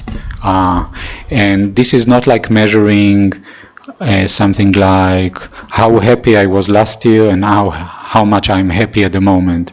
Things can go in ups and downs in various ways. But still, if we look at aspects of well-being, aspects of skills in action, in speech, like how do we deal with things, generally the clarity of mind, wholesome intentions come up, wholesome aspirations, wholesome emotions. We should see little by little that it's actually there's some increasing of the wholesome and decreasing, abandoning of the unwholesome.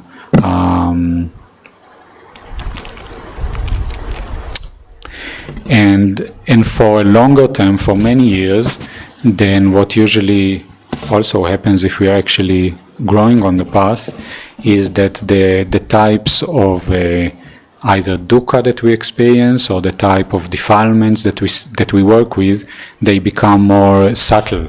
So if the beginning it's like you clean the gross kind of dirt, and then you begin to see a more fine kind of stuff to deal with, and then it goes like that, little by little. It's like working with a more refined matter, but there can be still quite a lot. So it's a very long process in any area. Let's say in the area of sensuality. So maybe we are less kind of addicted, obsessed, or dependent on sensual stimulation, sensual pleasure, and all that. But it's not disappearing for sure that easily. It's something that lies quite deep in one's inclination or one's a need for it or attraction to it. And then similarly with any other, maybe we don't experience any more anger, like we're not getting angry, but there's kind of little bits where we feel like some kind of how we call it, irritation or aversion, or these kind of qualities come up in a more refined way.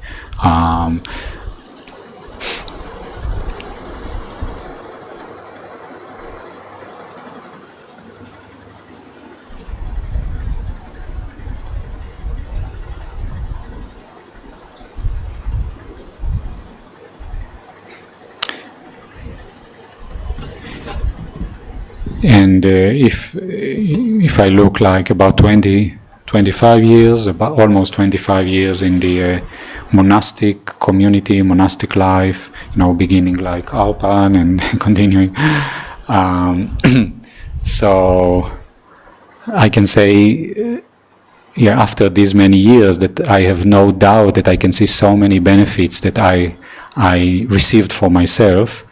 And also if I look around me for other friends and companions, whether we know each other for a few years or 10 years, 20 years, there are some that we were really growing like babies, joining the monastic life, and then, or even some that I met already as teachers, but now after 25 years I see them as maybe monks of 40 years or 50 years. And I have no doubts that it works for those that really dedicate themselves and practice. It works. The beautiful qualities, the beautiful potential of a human being is really increasing, and all the kind of unbeautiful and unbeneficial and defiled aspects, they are decreasing. But I think when I joined the monastic life, I was very young and kind of I thought that, things go like really quickly. and also a part of it was also some experiences in meditation that I had, that I thought, if that happens after a few months or something, then if you have 5 years, you must be like a real master. Yeah. But later I discovered that it doesn't work like that. Yeah. If it's the meditation practice, you may have like a certain period where you have like can be even quite incredible experiences, but it's not a real purification and like a deep work in there. So later it may disappear and you go back into kind of a normal experience, and things can go, ups and downs, and but there's something about, and that will be the real difference between practice that is a good practice, or we can say effective practice, that there is a type of attitude there, a type of dedication there that is really bringing the real true fruits.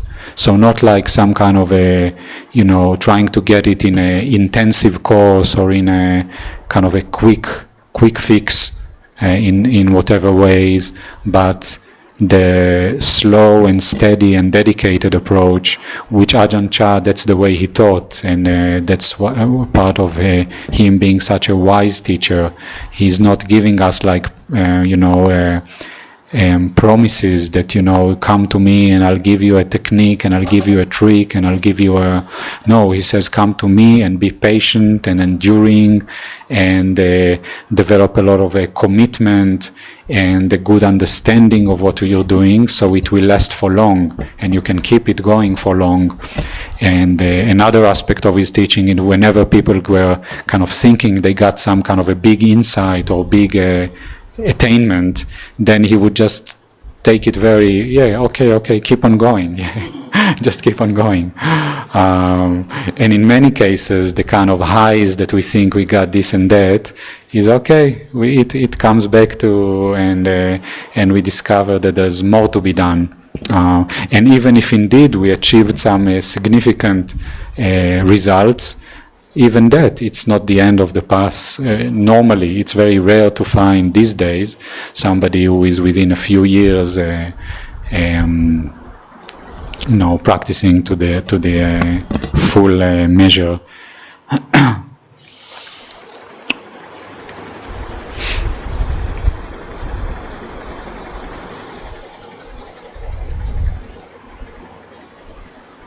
And it's a part of knowing ourselves that we gradually see what are the main issues in our practice, what are where to work in particular, how to work, and that can change. So what we may experience in the first year, few years later, is if like we clear the ground in that area, but then there will be other things, and many things will gradually be more clear to us, not necessarily in line with the books, like giving a list like this and like that, but something that comes more as our own reality. And of course, when we have good teachings to refer our reality to, then we can see how to work with it, and what will be kind of the next steps or the next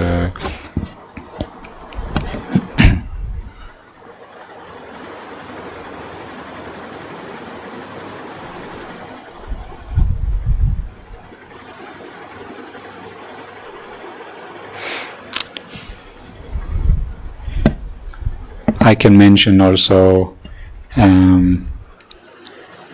it is certainly an issue that can be seen in the monastic community, but not only, is when we have already some experience, maybe 5 years, 10 years.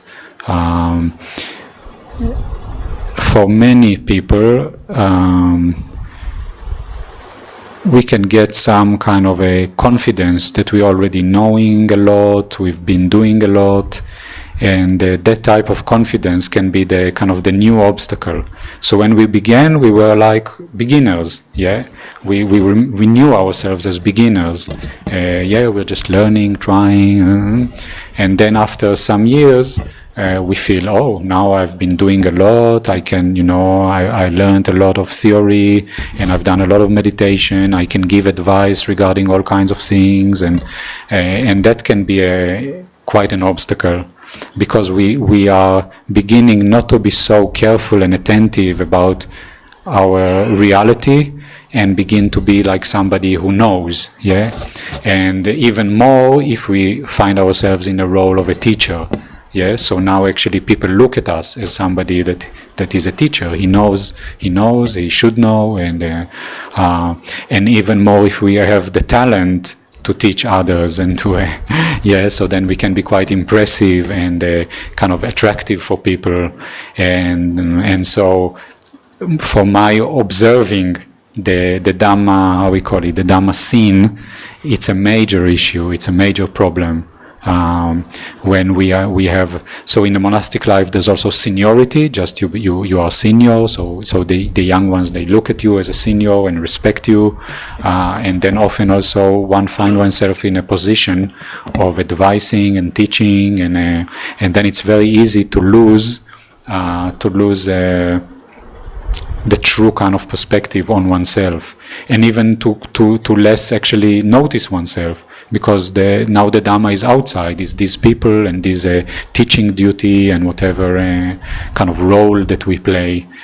So that's quite and then it's not difficult to get overconfident, like, oh yeah, now so that is and these days in the Buddhist world, like in the West, there's lots of lay teachers, like people, they were studying here, practicing there, and then at least what I can see, there's quite it's very attractive to people to think, oh, now I want to open a group or something and begin to teach. And often, actually, how much experience and how much they kind of went in depth into the Dhamma is not yet at all, not yet that much.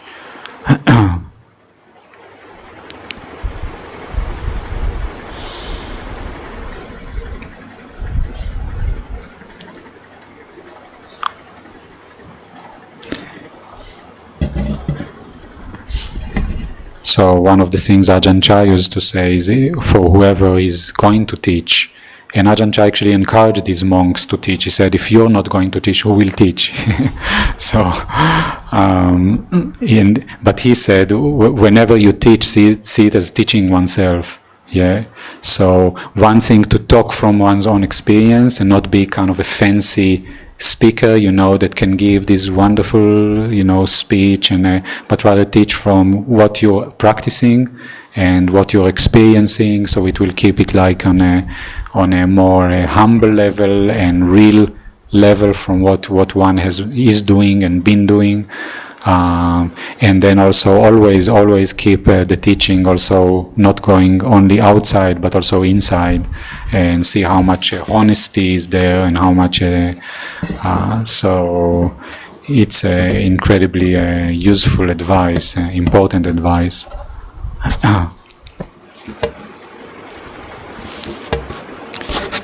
Another aspect that can be mentioned is how to keep one's inspiration. Yeah, like to actually keep being inspired by the Dhamma. So I must say that for myself it was never difficult. I was always very inspired by the Dhamma, and the more I did, the more I find it inspiring, and how to say, like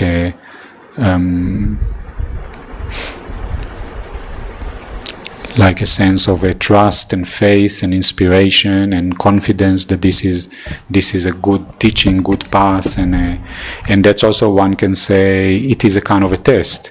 If we are practicing and continuing, but actually somehow nothing happens and we kind of lose, then maybe, so we can say maybe something is wrong with the teaching, with the type of practice and teaching that we follow, or maybe something is not quite right with our way of taking it, and then it's a time to also review and consider what is happening. But also a part of one's, we can say, duty in practice is to find inspiration. So not kind of passively sitting back and looking who is going to come and encourage me or inspire me, but be one who is looking for inspiration and motivation. Sometimes which can be done in all kinds of ways. And if I see those practitioners that really develop kind of, they always have these active way of looking for Dhamma that is relevant for teachers, for teachings, for practices, for solving obstacles that come up. It's not like just sitting passively and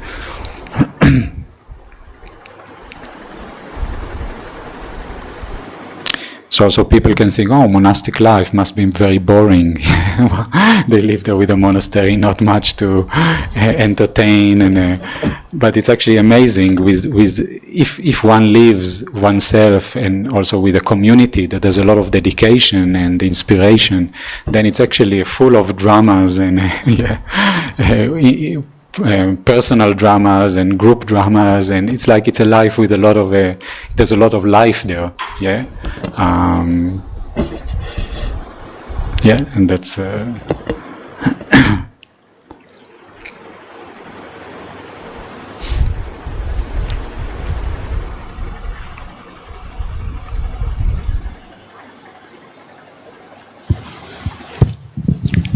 So, Ajahn, this question which has come online. There's a question which has come online.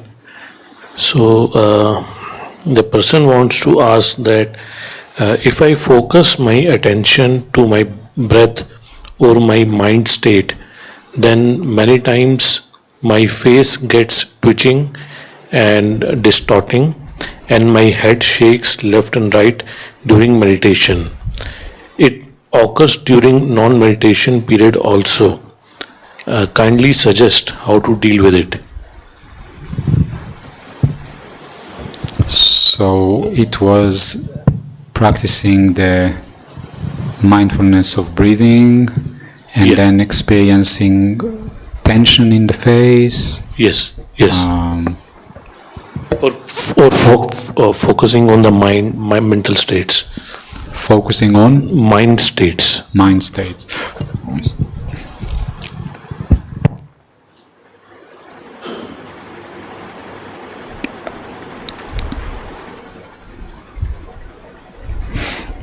It is quite common phenomena that practicing meditation we end up maybe too tense, applying the effort, applying ourselves in a way that actually creates more tension, and it can end up with tensions in the body, headache, all kinds of phenomena that we kind of feel pressure and tension arising. So one can say obviously there's something needs to be done there on the side of relaxing a bit and balancing it in a way of relaxing, maybe less kind of a willful effort. Also, if it's particularly attention to the breath, then often if we have the attention, we can observe the breath in many different ways, and a part of one's practice can be learning in what way we can observe the breath that feels good, that the body becomes, that we can feel more comfortable while doing it. also it's even when the Buddha describes the steps of anapanasati, so there is the how is it called, the calming the bodily formations, and sometimes if we focus, let's say, in the nose, like in the upper area, somehow, because we're already thinking a lot, usually the modern person has got a lot of mental activity, mental thinking, then it actually increases pressure in the head. And so bringing attention into a lower part of the body, so having attention of the breath either in the chest area, the belly area, can work better. And we need to experiment to see. And sometimes even taking the attention lower than that, towards the lower part, even down to the feet, and still having some attention to the breath, or just following the paying attention to sensations in the feet and the legs. It's a way where we can relax tensions in the upper part, which is mainly related to kind of mental activity and thinking. So, and also using the term focusing. So sometimes actually we need to be attentive, but not try to focus and concentrate, which will create tension. So we can kind of spread attention more into the body and take the breath, whether it's, sometimes we can call it the breath energy as it is in the body, or even just the tension that is in the body, taking it kind of lower parts of the body, can be helpful. Yeah, but this is just a suggestion that we can try and see if it works.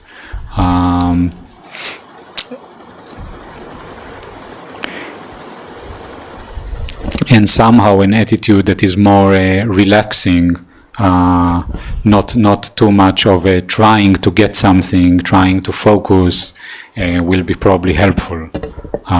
While for some other people, we may see it and always just fall asleep, kind of be sloppy, sleepy. Then the advice would be the opposite. Try to focus more, try to put some more will into one's practice. So we always learning to balance by knowing, observing what's going on, and then trying to apply some remedy. Even can say that for some people somehow the sitting, maybe we were trying for quite a while and there are always tensions there, and then maybe better for us to do more walking. Yeah, finding place that we can do walking, and it's a more kind of a dynamic posture. So, and we will not get into some tension.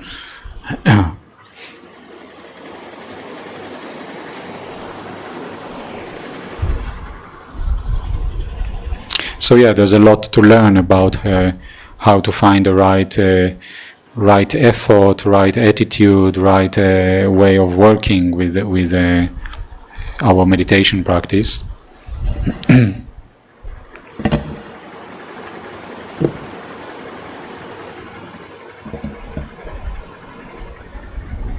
And often excessive kind of desire or kind of will to focus, to discipline this mind, then it doesn't work. We have to see that we need to be more gentle.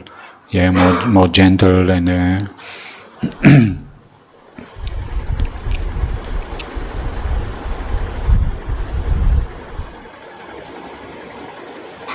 I think it was mentioned that there's also some phenomena happening not in meditation at other times.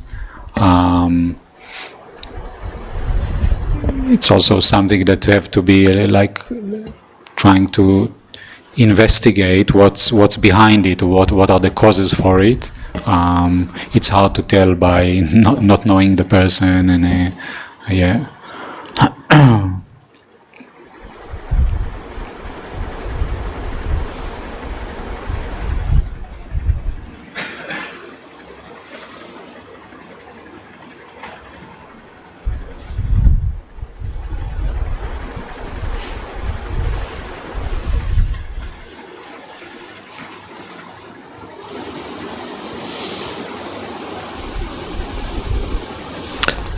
Ajahn, there was this one more question which had come yesterday but we didn't have the time, so I seek your permission to ask this question. So this gentleman asked how to forgive oneself for not being able to meet closed loved one just before or at the time of loved one's demise. Sorry, I didn't. How to? How to If I'm not able to meet my just before death.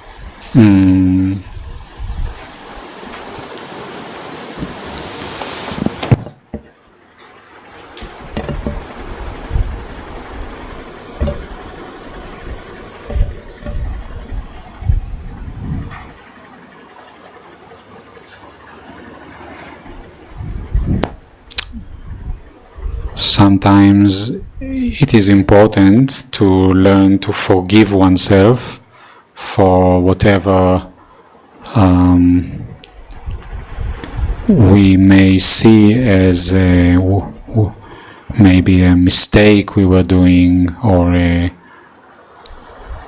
something we missed, something we didn't do as we could do. So the first question is whether actually we had any fault in that case. Maybe it was completely not up to us, and even with a case like this, we may still carry with us some feeling of regret, remorse, and we can apply some reflection and see that actually there was no fault there. So what can we do? That's the way it happened. Maybe there were even some underlying causes that it had to happen in that way. Yeah, and there's no point in kind of with something that there's actually no. But suppose this case or other cases where we recognize something that we did actually, we can say there's some fault in us.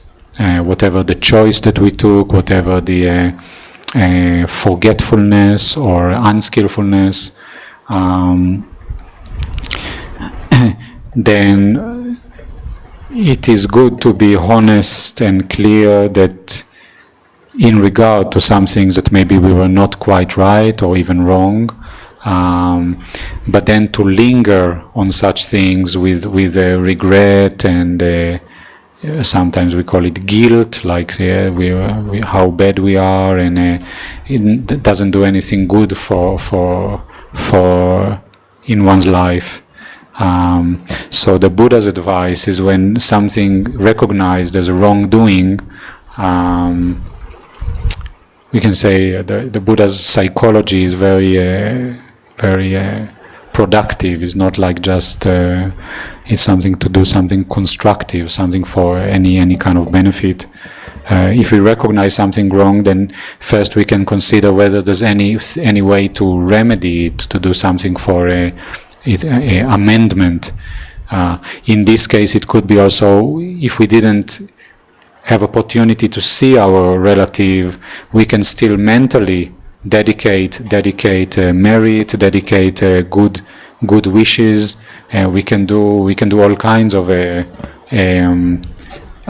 actions or dedications, even if we miss the opportunity to meet that relative at that particular time before death. And then another aspect is learning from mistakes. So seeing, again, it depends on the particular case, but learning from that, and then having the intention or determination. So in future, we will try to be more skillful, not to be wrong again. So it can be, let's say, wrong speech. We ended up seeing, oh yeah, we said something really nasty to somebody. So sometimes we can apologize, we can do something about it.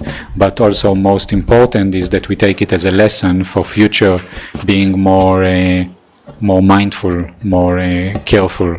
And that's the way we grow from recognizing all kinds of deficiencies, all kinds of mistakes that we're doing, and then trying to be more wise and mindful and skillful for the future. While if we're lingering on what is wrong, what we were doing, and just like getting upset or criticizing ourselves on and on without any useful purpose for it, then we don't get anywhere. So it's also a kind of the way of we have many ways of thinking and relating to things. So the more, in terms of the Dhamma, we just become very, very directing ourselves to what is useful, and not just like making stories on stories, and also these kind of ways of thinking sometimes increasing a sense of me and mine. So rather than looking about actions, we're thinking, we're creating many stories, how good we are, how bad we are, and it goes on, and it doesn't lead to growth in the Dhamma.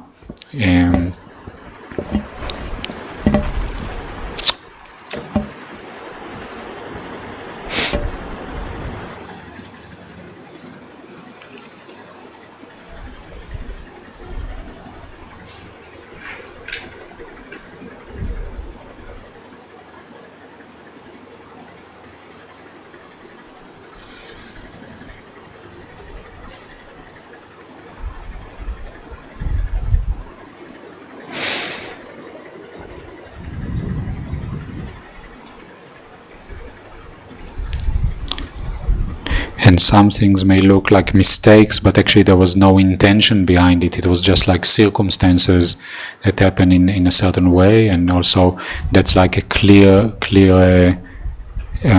look at things, is to see, actually there was nothing that we did in terms of intention, but circumstances can happen in one way or another, and then we can continue on and not kind of get stuck on a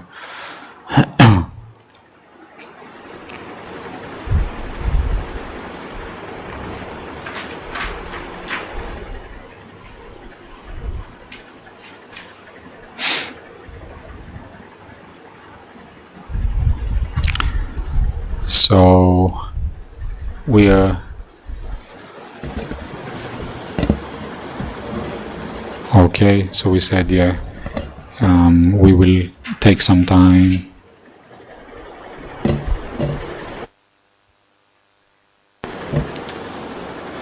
But actually, before your part of offerings, I have a little offering from, in the morning we talked about, was it this morning, the Tel Aviv group, or yesterday? So a little offering from the Tel Aviv Dhamma group. You see a camel, camel made of olive wood, as a symbol coming from the, how we call it, the Middle East, and camel can be a symbol of patient endurance, kanti.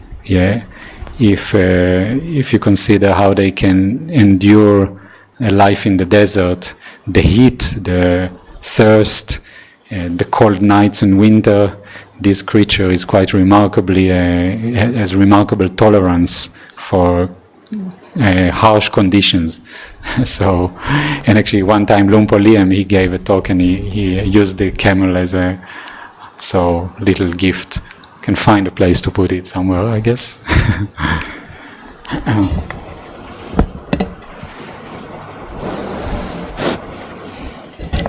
For some reason, personally, I really like camels. Very, yeah.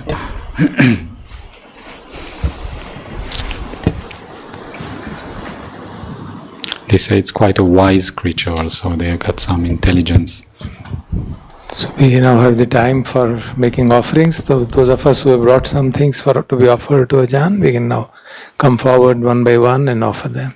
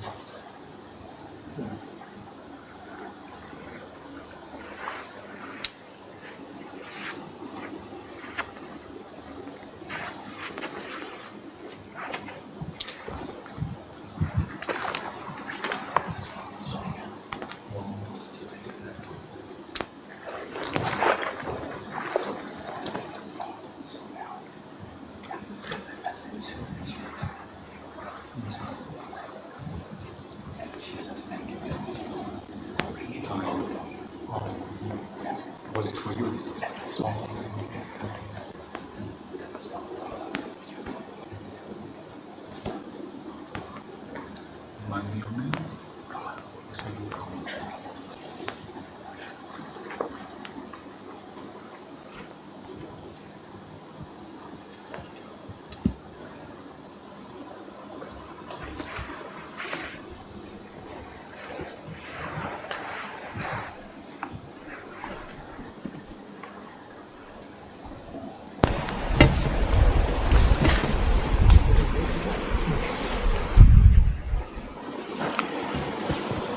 So Anumodana for the offerings, and I think we will close this session, and we are left with one more in the evening, and I think there's a 4 o'clock meditation, is it? Yeah.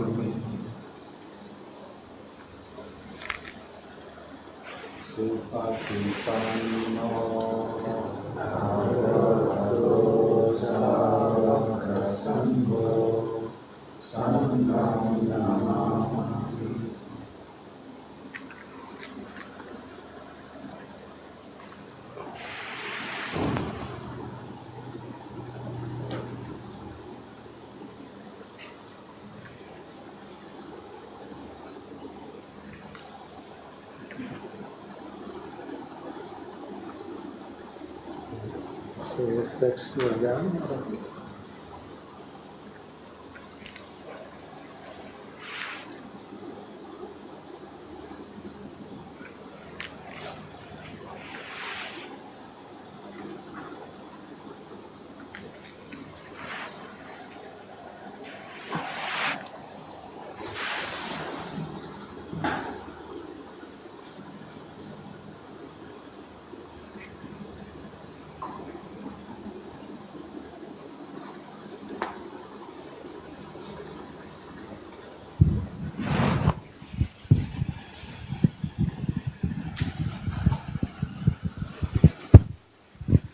We can have a break for some time and then meditate here on our own till 5. And at 5 o'clock we'll have the tea break.